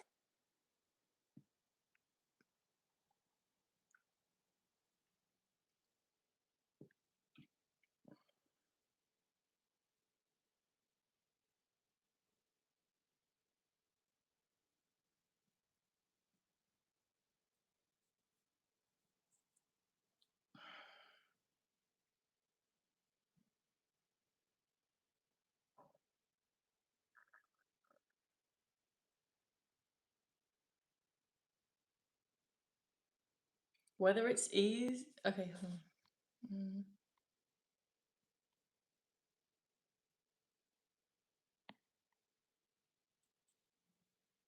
Whether it's easier to suppress a thought or switch to another thought. I don't think we should be trying to suppress our thoughts because you actually want to make them conscious. When we suppress something, we're pushing it into the unconscious, we're resisting it. So you want to allow that thought to become conscious by noticing it. And then you can switch to another thought if that's what you want to do. You might not want to. You might just want to let it go. Sometimes I do want to start switching to other thoughts, and sometimes I don't. Sometimes I just feel like right now my energy could be used in a different way. Sometimes I want to start to affirm to myself the opposite of what it is that I'm thinking.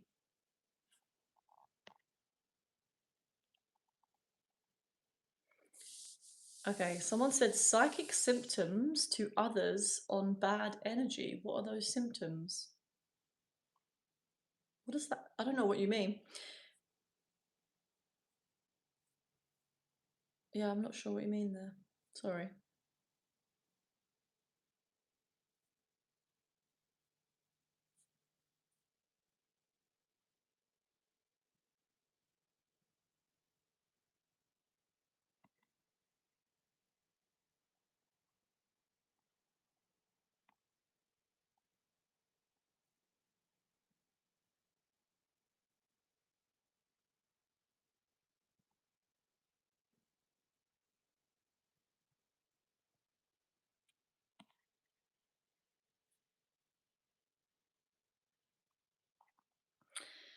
Okay, Zaza, I never asked what are your hobbies. Don't tell me hugging trees.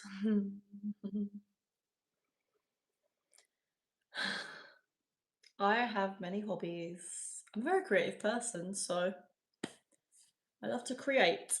And sometimes that comes out in creating art, sometimes that comes out in creating videos, taking pictures, editing, photos, editing videos, making little music videos, dancing,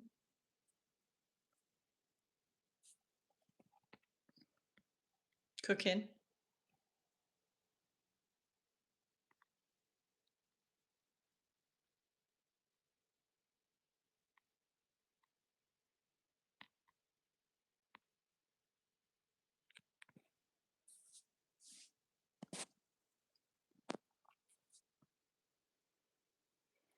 My psychic powers are telling me not to be here if image is here.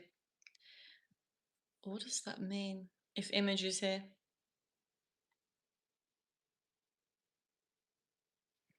Okay, someone said actually using too much brain is the real problem. What's your opinion? I think when we are not in control of our mind, meaning the mind has is using us instead of us using the mind, then it can create suffering.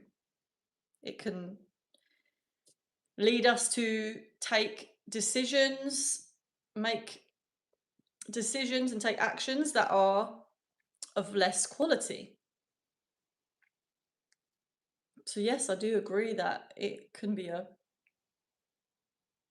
cause of suffering when we are not directing our minds consciously. The mind can get very, when it's left to its own devices and we're not watching it, it can go off in all kinds of directions that we are not wanting. And that then take us into situations and attract people and opportunities that we don't want. But the irony is sometimes we have to experience that to realize what we're focusing on in our mind.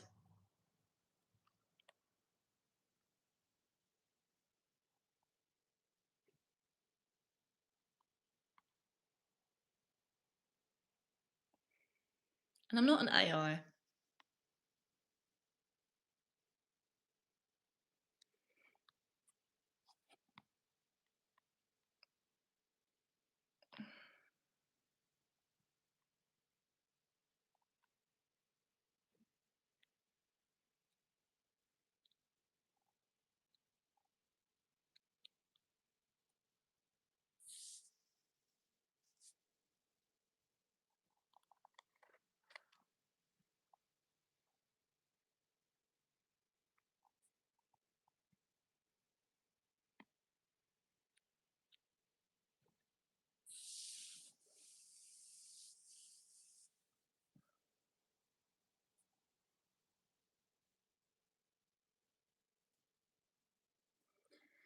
Why do we suppress our fear? Because we are not wanting to feel it. Maybe it's because it's too painful for us in that moment. So we try to avoid it by suppressing it.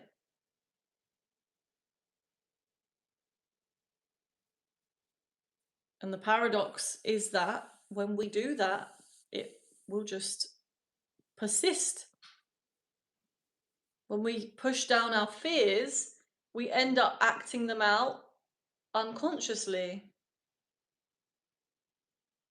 But when we really look at our fears and we see them for what they are, then they are no longer controlling us. So we have to feel what the fear is bringing up for us. It's all to do with really allowing yourself to feel the human experience. Most of us are avoiding the human experience, and part of the human experience is to experience the full spectrum of emotions. You didn't come here to escape it. Came here to experience it. To experience it through your unique prism, your unique expression as a human being. What is it that causes different emotions in you specifically?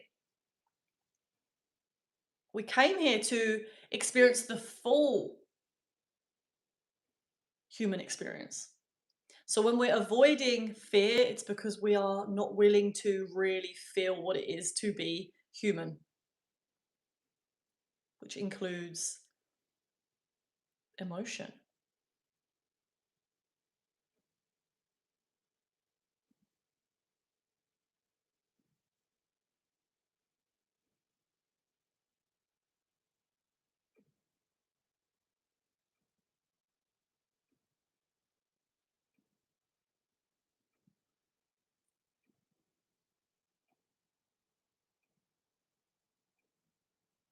And also, when we allow ourselves to feel the more challenging emotions, then we're able to feel the more beautiful. I mean, they're all beautiful, but we're able to feel the more ecstatic emotions. When we numb ourselves out from our emotions, we numb ourselves out from being in pleasure as well as pain.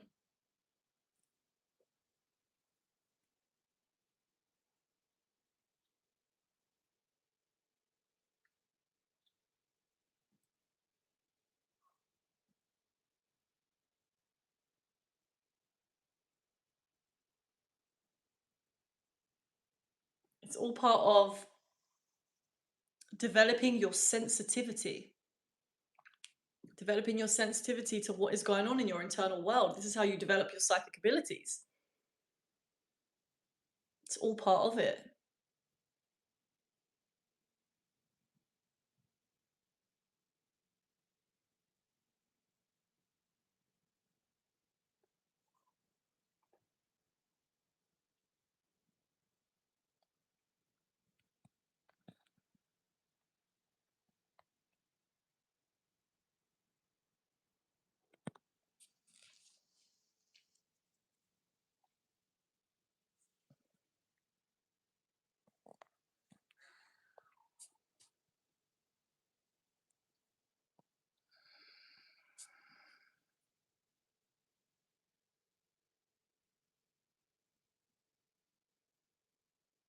What are you guys feeling in your body right now? Are you resistant to feeling what's going on in your body right now? Maybe that's what you can feel is resistance. Can you accept what is going on in your body right now? That's how you allow it to change. When we feel emotions, we allow for the emotions to flow and to take their natural process of shifting and transmuting. When we suppress them, they get stuck. They turn stagnant in the body. And then they start to almost like rot. I see this image of like water when it's stagnant for too long, starting to just get denser and denser. Whereas when water is able to flow, it is able to purify and keep changing form. It's the same with emotions.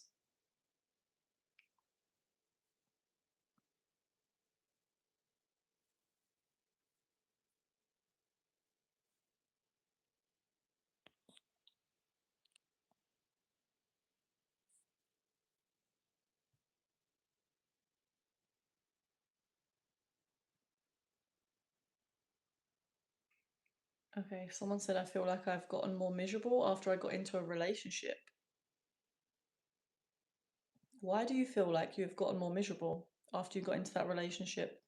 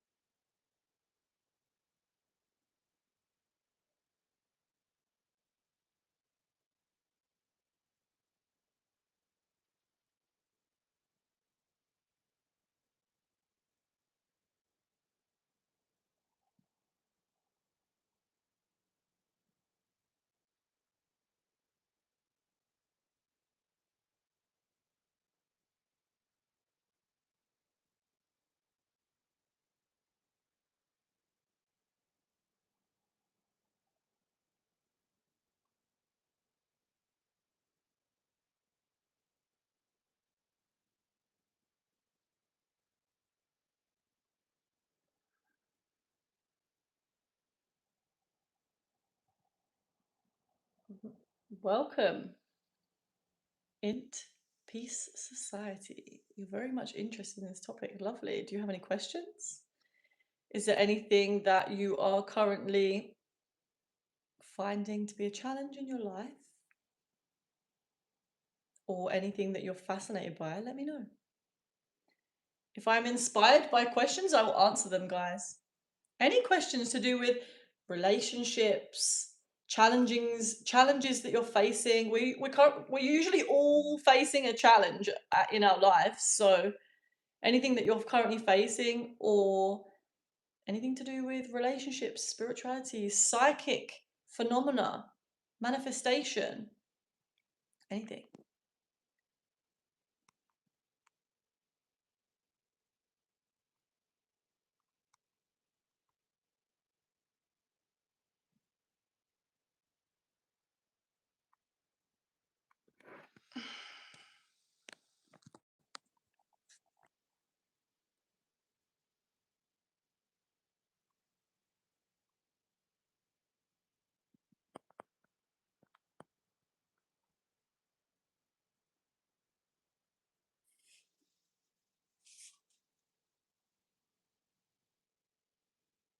Because it wasn't up to my expectations and the mistakes kept repeating. Also, I found stuff before we got together and I can't even be mad at them because now he's changed, as he quoted.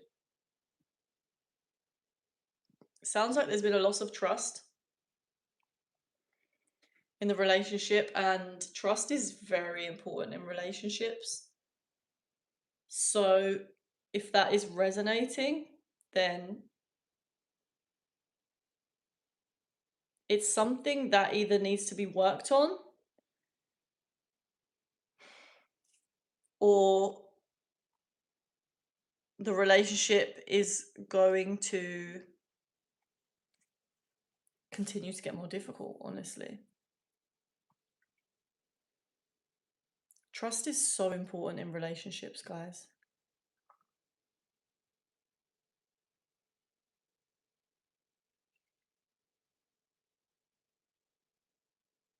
And it would be helpful for me to know more, honestly, like more details, but I understand you might not want to put them in the chat. And this is stuff that I do go through on my one-to-one sessions. So if you feel interested in doing that, I am currently for the next, I don't know how long, but it's not going to be forever. It's going to be for a short period of time. I am doing free introduction calls for people that want to experience my one-to-one sessions and get a feel for the shifts that can take place when we work together one-to-one. So if you're interested in securing a free session, there's limited spaces. So if you email me, Amy Louise, hello at amylouise.com, it's in the description, then you might be able to secure a free session.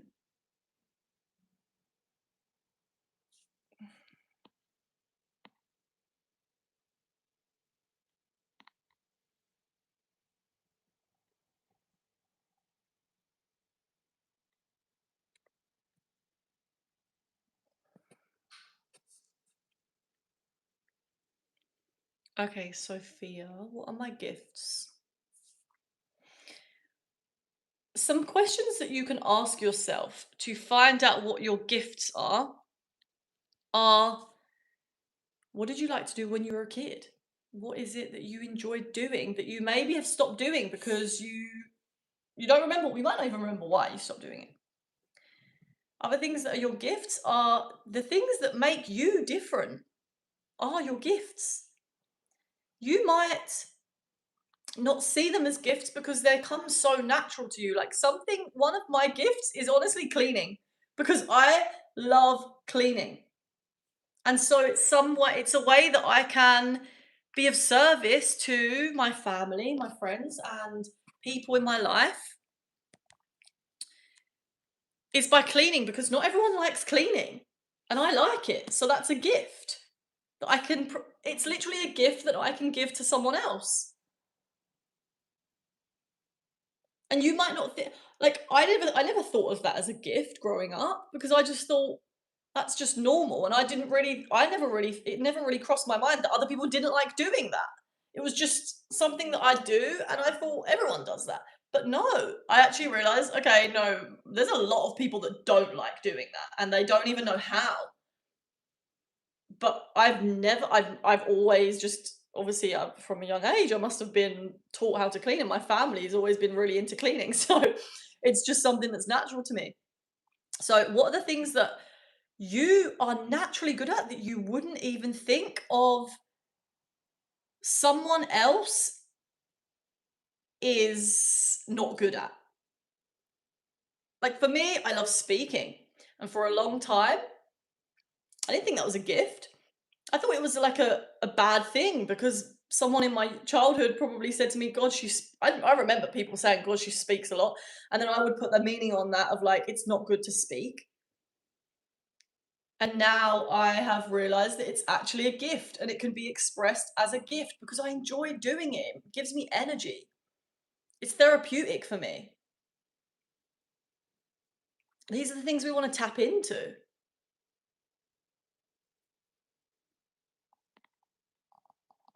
What makes you excited? What gets you excited?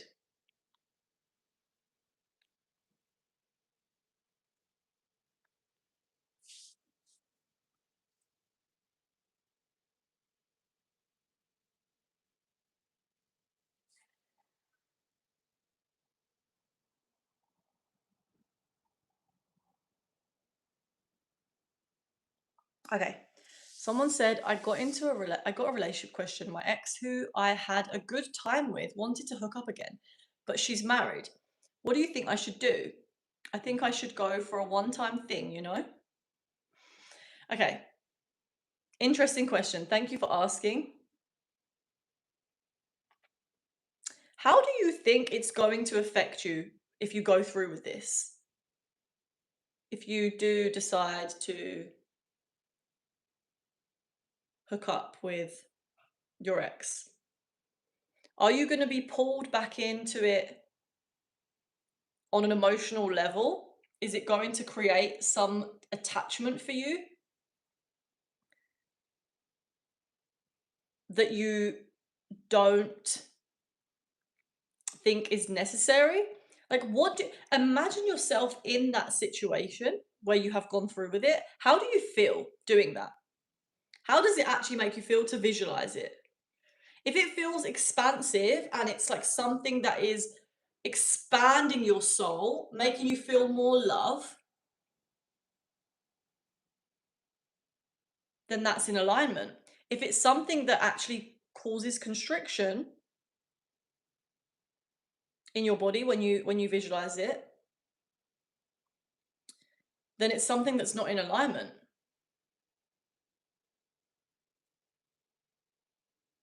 And I'd also ask yourself, there's obviously some resistance that you have to doing it, otherwise you would have just done it. So what is that resistance? What is it that is telling you? Why do you think you shouldn't do it? And then question that, is that true? You know? Why do you think that you shouldn't hook up with your ex? What is that resistance telling you? Is it something that you want to be in alignment with? Why do you want to do it? Is it because you want connection and affection and love? And if so, is there another way that you can get that instead of going to get it from someone it sounds like is already in a marriage with someone else? Is that the best way to feel the need that you have? And I'm just guessing that the need is connection and love and maybe sexual expression. I don't know. That's for you to answer yourself.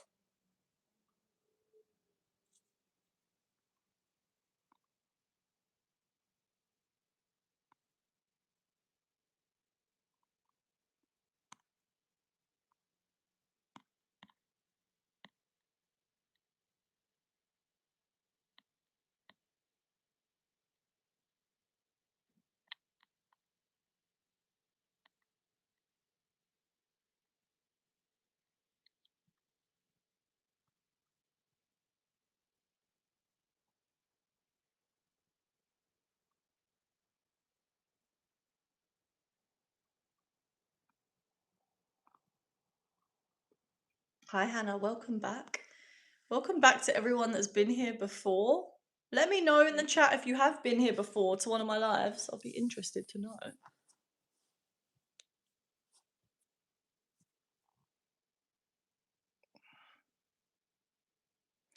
And Hannah, you haven't missed any of the lives. You were actually here at the last one. I just haven't been on.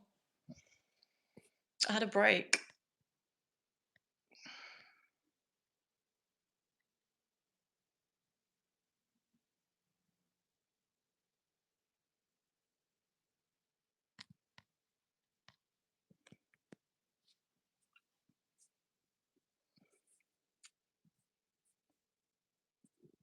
I've joined for the third time, I guess. Nice. Nice to see you back. If you guys are enjoying, then thank you for your sub. I encourage you to subscribe if you want to see my future lives or my videos, my creations, and also show some love and support if you have got any value from any of my content. And I also invite you to hit the like button, of course. Get us to 100 likes.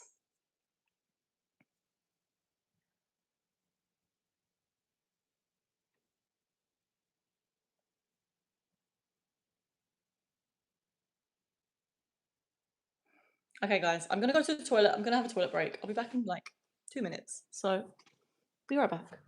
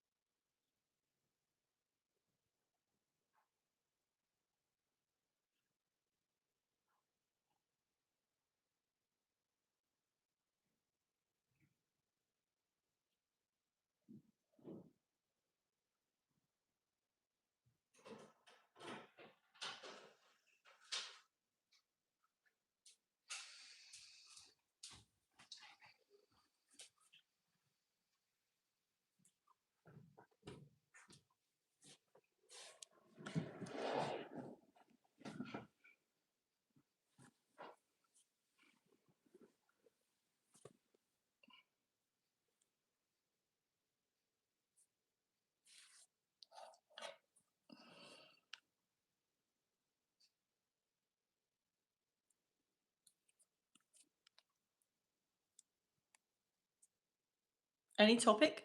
Yeah, we're talking about spirituality, manifestation, relationships. We were talking about psychic abilities earlier. I was talking about how I've been developing My psychic abilities have really been developing recently.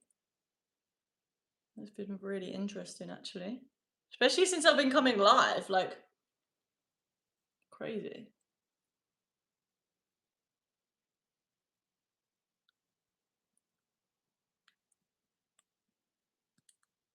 Suggest any book.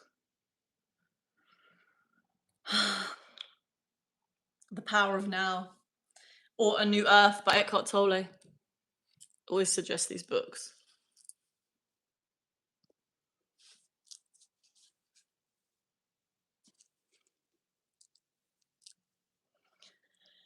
Do you like astrology? Yes. I do like astrology.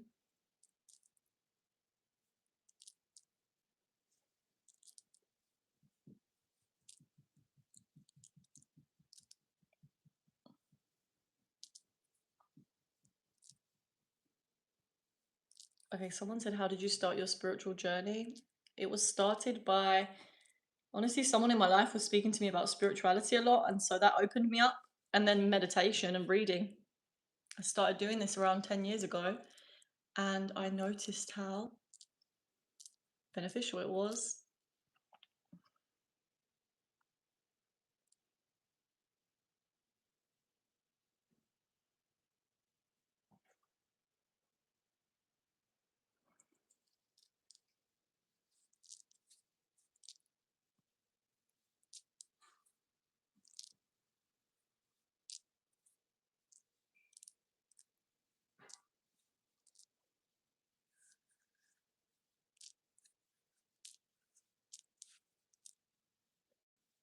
Okay, Hannah, is there someone that you like?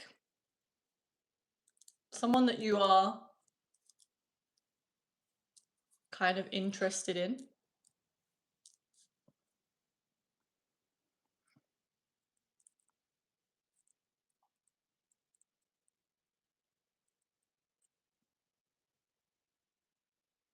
Thank you, Venki. I'm very happy that you're enjoying.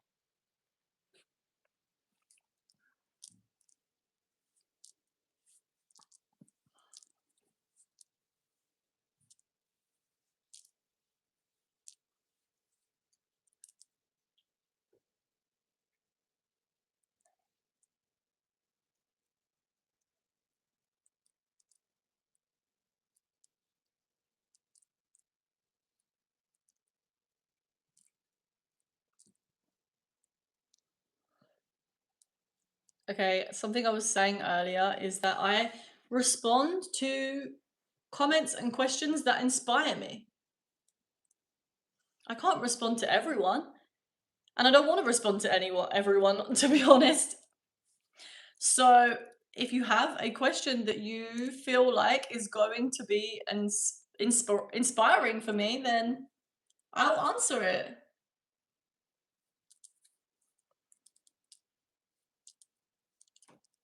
Anything that might be challenging for you at this moment, or just anything that you're fascinated with, anything you want to know more about.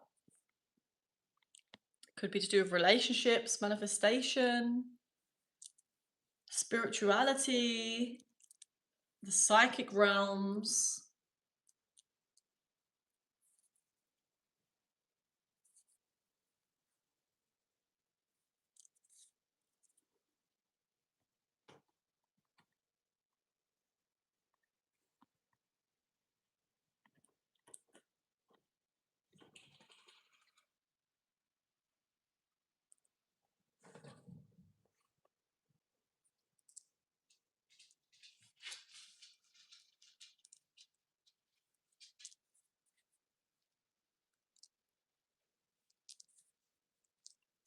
Yes, Manu.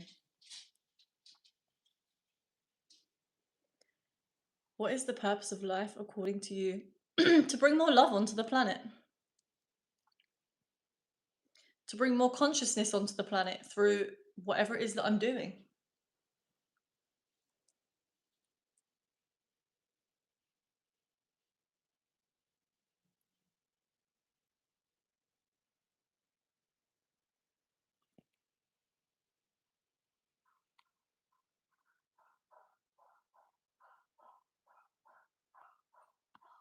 Someone said, why spirituality is more about act than actor? It's like intent have no place in spirituality. I don't know about that. I think that spirituality has everything to do with your state of consciousness. And so, therefore, your internal world is what we're working on when we're working on our spiritual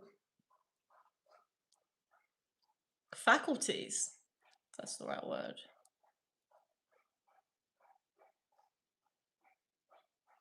Everything ripples from the internal, everything manifests from the internal.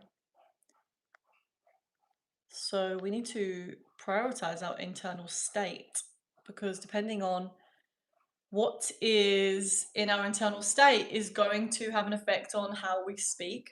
Even the body language that we have, the micro expressions that we have, the actions that we choose to take, the quality of your actions is going to be determined by the quality of your internal state, what you're tuned into.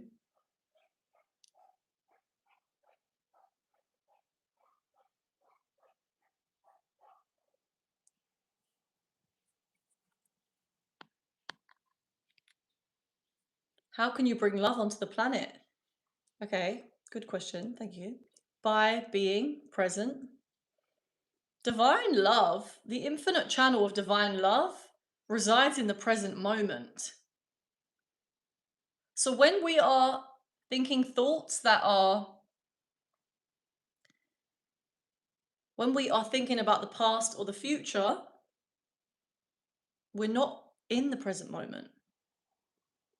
And usually our thoughts about the past or future are more negative because that's the way the human brain tends to work, is that we are thinking, we're focusing on the negative experiences that we had in the past, or we are focusing on what could go wrong in the future. So, in order to bring more love into the planet, we need to have compassion for ourselves to go through this process whilst we go through this process. Having compassion, bringing more love into your body through having compassion for yourself is one of the ways that you're going to start rippling that out. And you feel sometimes like you don't know that that's happening, but when you start to really tune into how we all affect each other, notice that any action that you take that is rooted in love is going to ripple love out into the planet.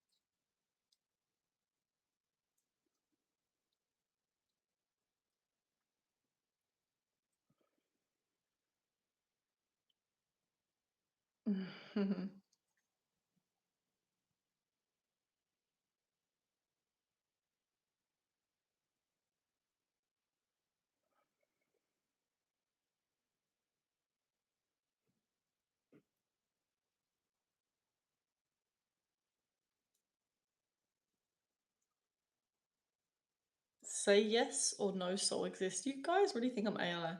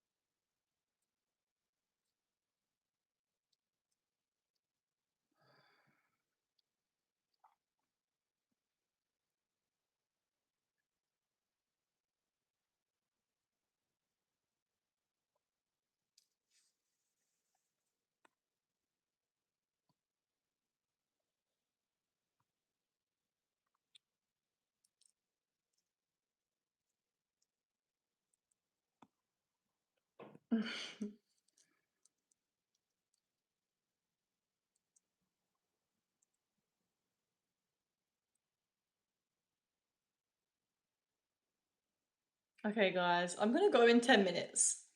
So if anyone has any last questions that they want to ask, please do.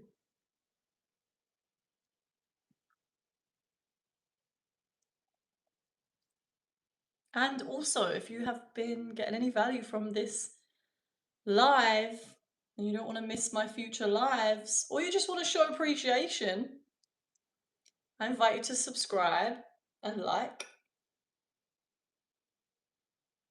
Thank you.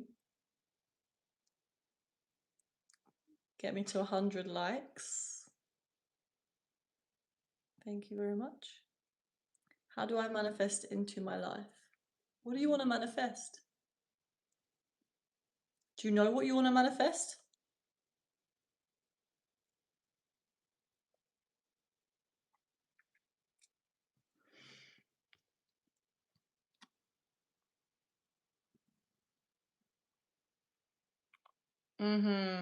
Okay. Hannah, there is someone I like, but it's been off and on for a long time now. Do you know what? It's interesting you say that.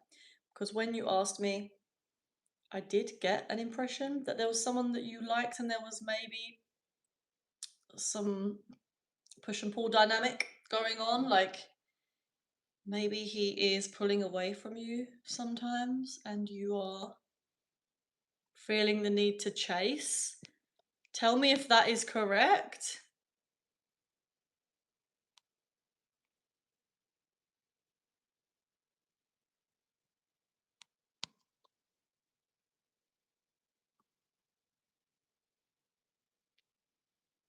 Hmm. Mm-hmm. Yeah. The thing is, when it comes to these push and pull dynamics,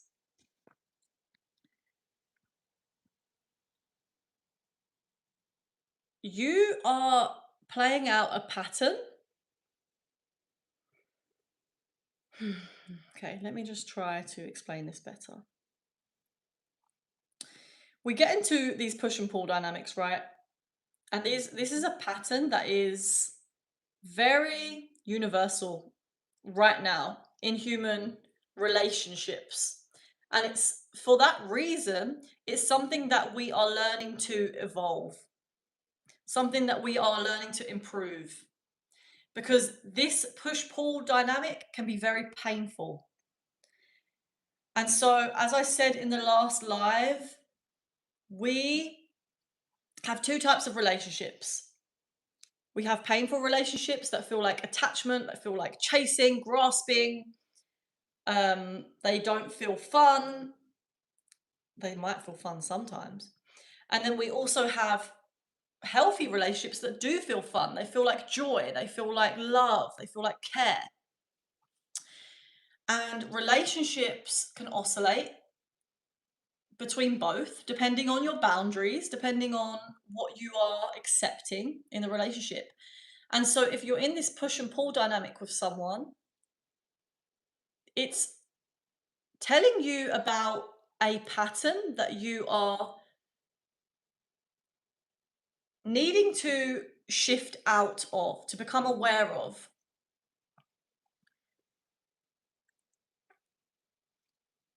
So, when you notice yourself, how you notice yourself in this pattern is, for one, you notice yourself having a familiar feeling, a feeling that you've noticed in other relationships.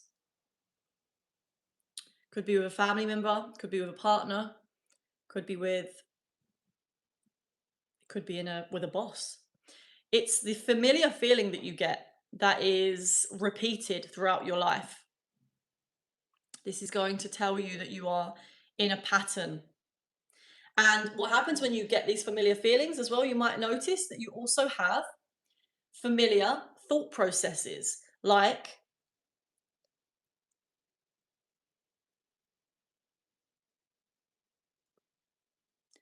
assuming what's going to happen, assuming that they're going to leave you, or assuming that this person is, I don't know, assuming that it's going to go a certain way.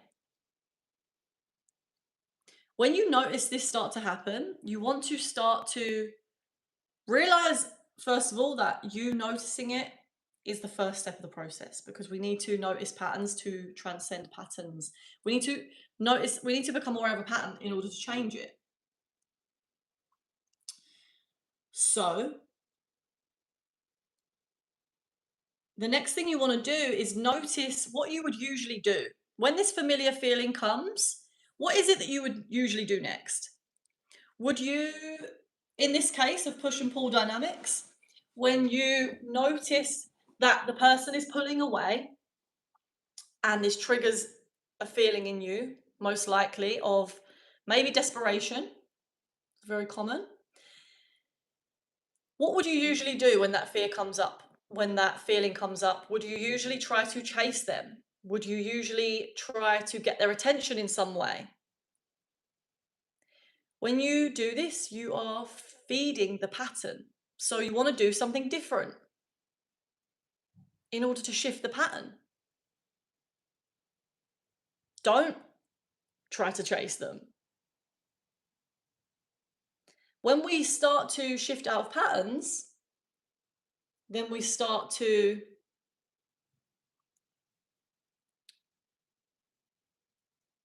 attract, for one, the if you're okay, Hannah, you said I try to chase.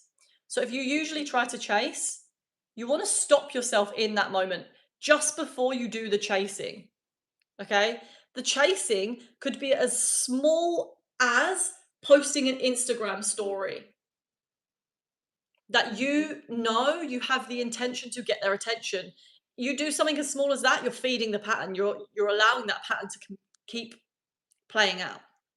So let's say that you are noticing yourself that you want to do something to chase them. You want to get their attention back because you can feel through the psychic realm that their attention is not on you anymore. This is what happens.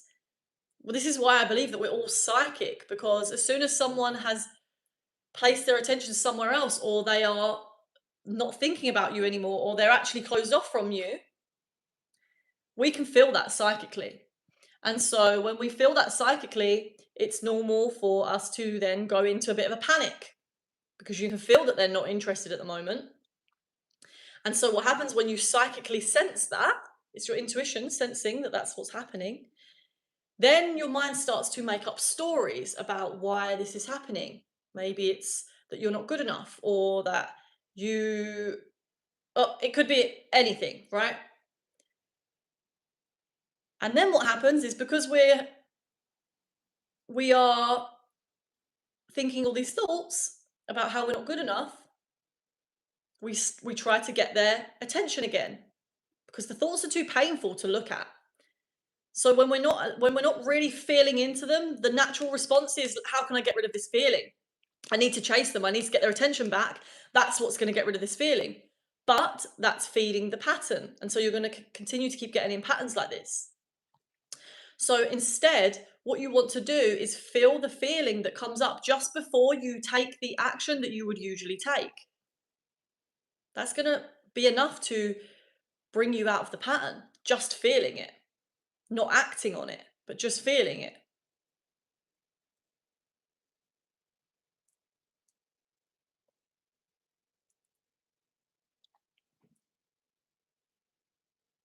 Usually what happens when we start to do this as well, the person starts to come back because psychically they can feel that you're no longer chasing them in your mind.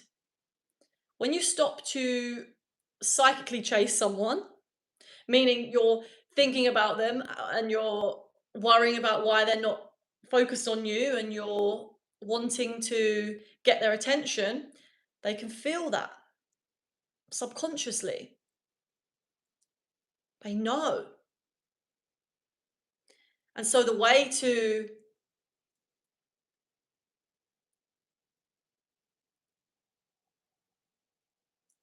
I lost my train of thought because I read a comment.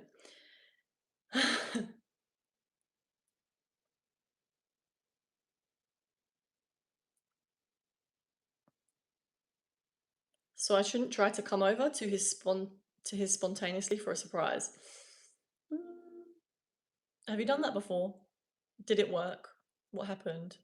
If you This is the thing, is like I don't know the relationship with him, but I would probably say if he is pulling away from you, I would not turn up at his as a surprise because in that moment, if he is wanting space, then I would give him the space.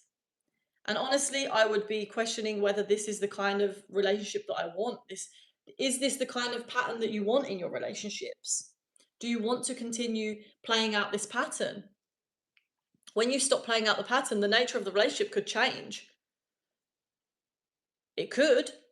It might not. It might be that you end up not being attracted to him anymore because you have stopped feeding the pattern. When we stop feeding patterns, our attraction actually changes. Start to become attracted to people that are not going to feed that pattern anymore.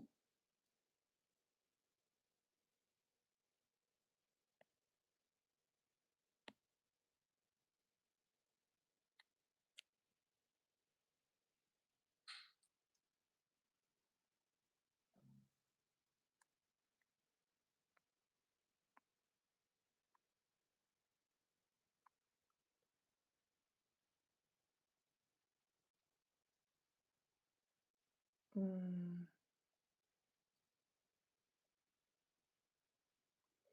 Okay, he makes me feel more loved than anyone else ever has. Yeah, and that's why it's so addictive.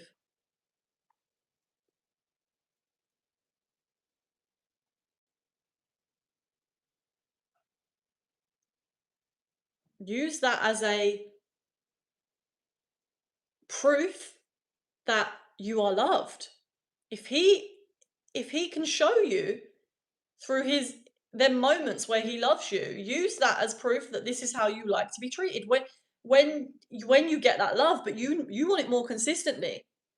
You don't want it in like unpredictability, inconsistent times. You want that love from someone that is able to give that to you consistently.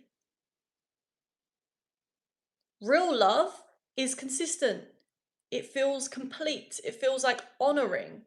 Is he consistently making you feel like you don't know if he loves you? If that has happened consistently throughout your relationship, then is that really the kind of relationship that you want? Push and pull dynamics are extremely addictive, guys. Extremely addictive. Some of us are addicted to alcohol, some of us are addicted to drugs, some of us are addicted to people that make us feel good, but then don't make us feel good. Because it's literally like there was this whole scientific study where they gave rats oh, what happened? So they did this experiment with rats, right? Where they would give them, I think it was like treats or something, food or whatever. And I think they must have had like two sets of rats. And the ones that were given this food in like this inconsistent way almost like they didn't know when they were going to expect, they didn't know when they were going to get the love, but it was given to them really randomly. They became very, very neurotic and addicted, so addicted. I can't, I wish I had the actual study because I could explain it better. But inconsistent love can be very addictive, basically, is what I'm trying to say. If you're not able to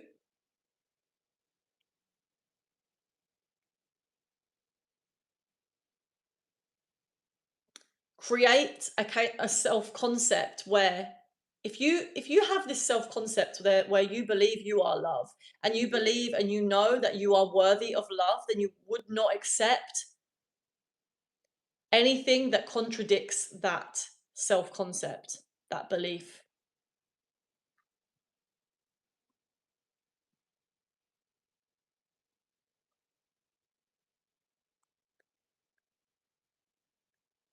Okay, I don't know why I feel drawn to him, because he's not like anyone I've met before. Well, that's a really good way to get information on what you like. Someone might not be for you, but the things that you like about them are things that you like about people, and that's okay. You can use that to manifest your real partner, or to come out of the pattern. And if the nature of the relationship with him changes, that might happen. But know that the things that you really like in him, they're things that you can find in someone else, if that's what you choose to do. You can use this as information and proof that you can find that in someone. But what do you want in the next person? What do you want? You want those qualities that he has, that you enjoy, and that are very compatible for your nature, but you want it in someone that is honoring you, that is loving and caring for you consistently. That's what you deserve.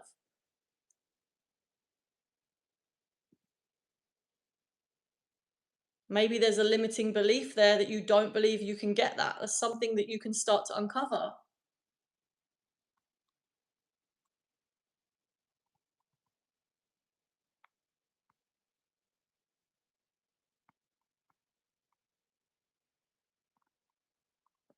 I can see everyone's comments. I'm just answering comments that are inspiring me, okay?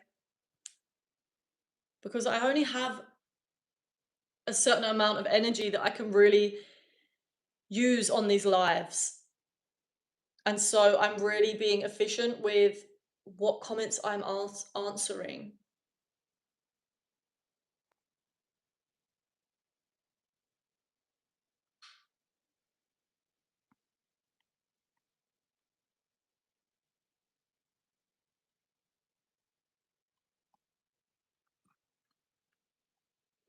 Okay, Hannah, I would love to go into this deeper with you. And I was saying earlier, I don't know if you heard me say it, but I'm currently offering, there's a limited amount, but I'm currently offering free introduction sessions where you can try out one of my one-to-ones and work with me and experience the shifts that can take place when we work together one-to-one. So I don't know how long I'm going to be running this for, but it's not going to be forever, and it's not going to be for very long. But I am going to be giving out a certain amount of free sessions, maybe like 5. And so if it's something that you guys are interested in, then send me an email, hello@amylouisamp.com. It's in the description, and you might be able to secure a free session with me.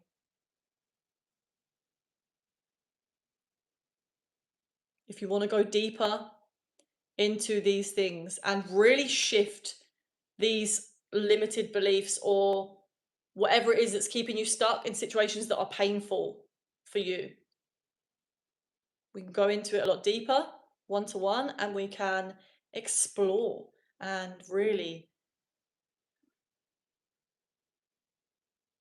make bigger shifts. So if you feel called, then please do.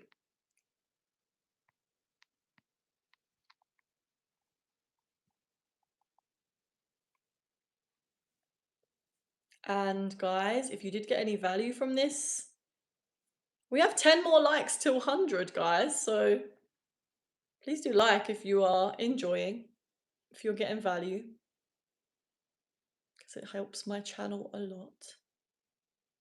And subscribe as well if you are enjoying the live, because I'm going to be coming on live a lot. And so it'll be nice to see you back at the next one.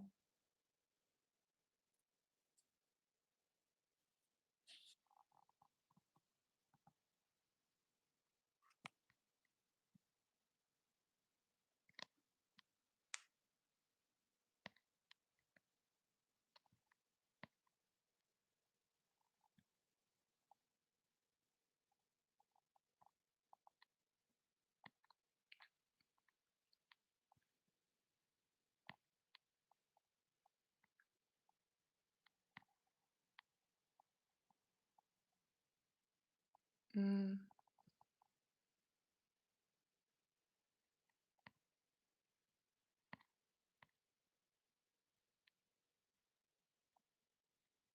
Thank you, Tim. It's good to see you back, Tim, as well.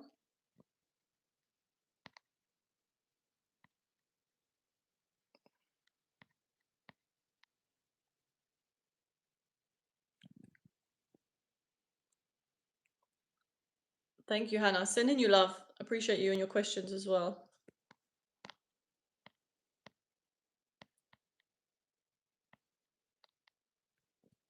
Okay, I don't have a website yet, but you can send me an email if you want to try the free session, and I'll let you know if there are any left.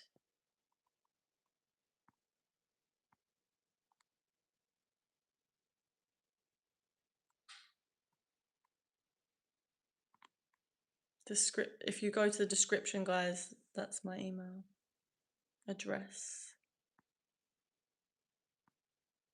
Someone said what kind of session? So in the one-to-one sessions, we will locate any limiting beliefs that you are holding in your subconscious, and we will change that belief through doing different practices, meditation practices.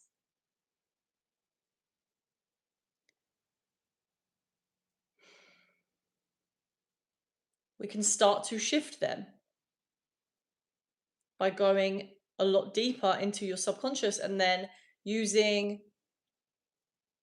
different techniques to shift it. One of the techniques that I use is by changing memories. For example, we go into the memory. I use this specific technique to bring out a memory that was traumatic in childhood. It might be something small, it might be something bigger.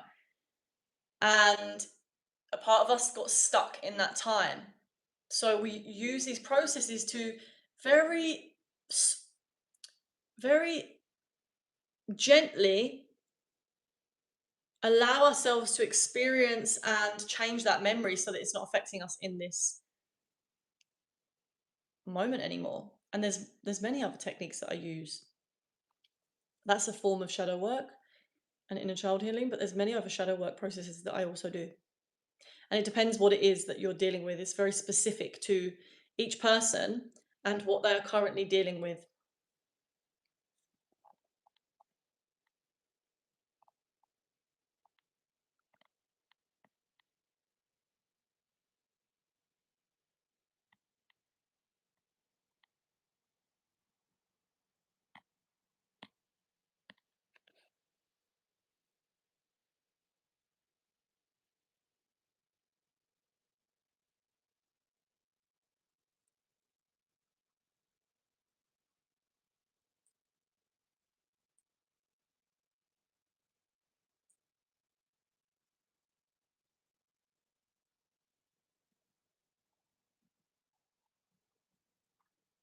I'm glad, Hannah.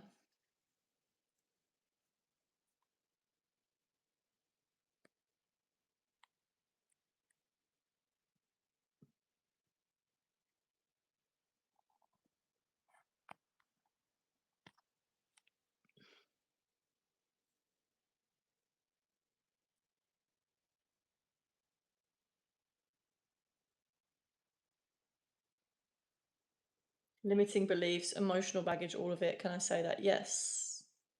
Releasing.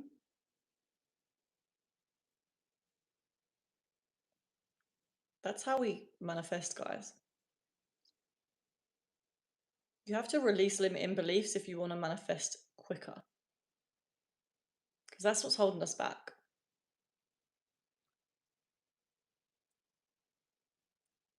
How do we stop feeling greedy about manifestation?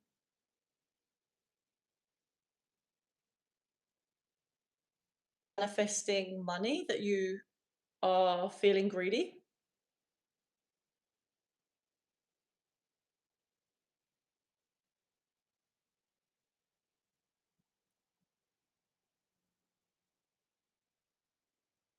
I would ask yourself why. I would ask myself, okay, what are the thoughts that come up that are linked to greed? And then I would question them. Is this true?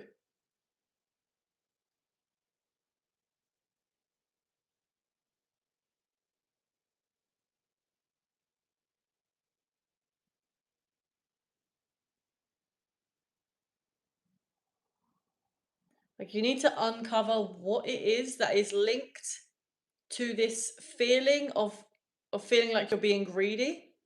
This is a direct resistance to you manifesting what it is that you want to manifest. So you want to really work with that part of yourself and understand where it's coming from. And guys, that is it for today. I'm going to sign off now. It's getting late. And I just want to say thank you for being here. And thank you for your input into the comment section. Thank you for all your questions. If you've got any value from this, then please do like. We have 6 more to 100, guys. We could get this. If you did get any value, then please do that. You are very much appreciated. And yeah, I'll see you guys in the next live. Thank you so much for your presence. And have a beautiful evening or morning or day, wherever you are. Thank you to everyone's encouragement on my channel. Thank you for all of your comments. I see all of your comments on my videos and I'm very grateful for you guys. So thank you for everything.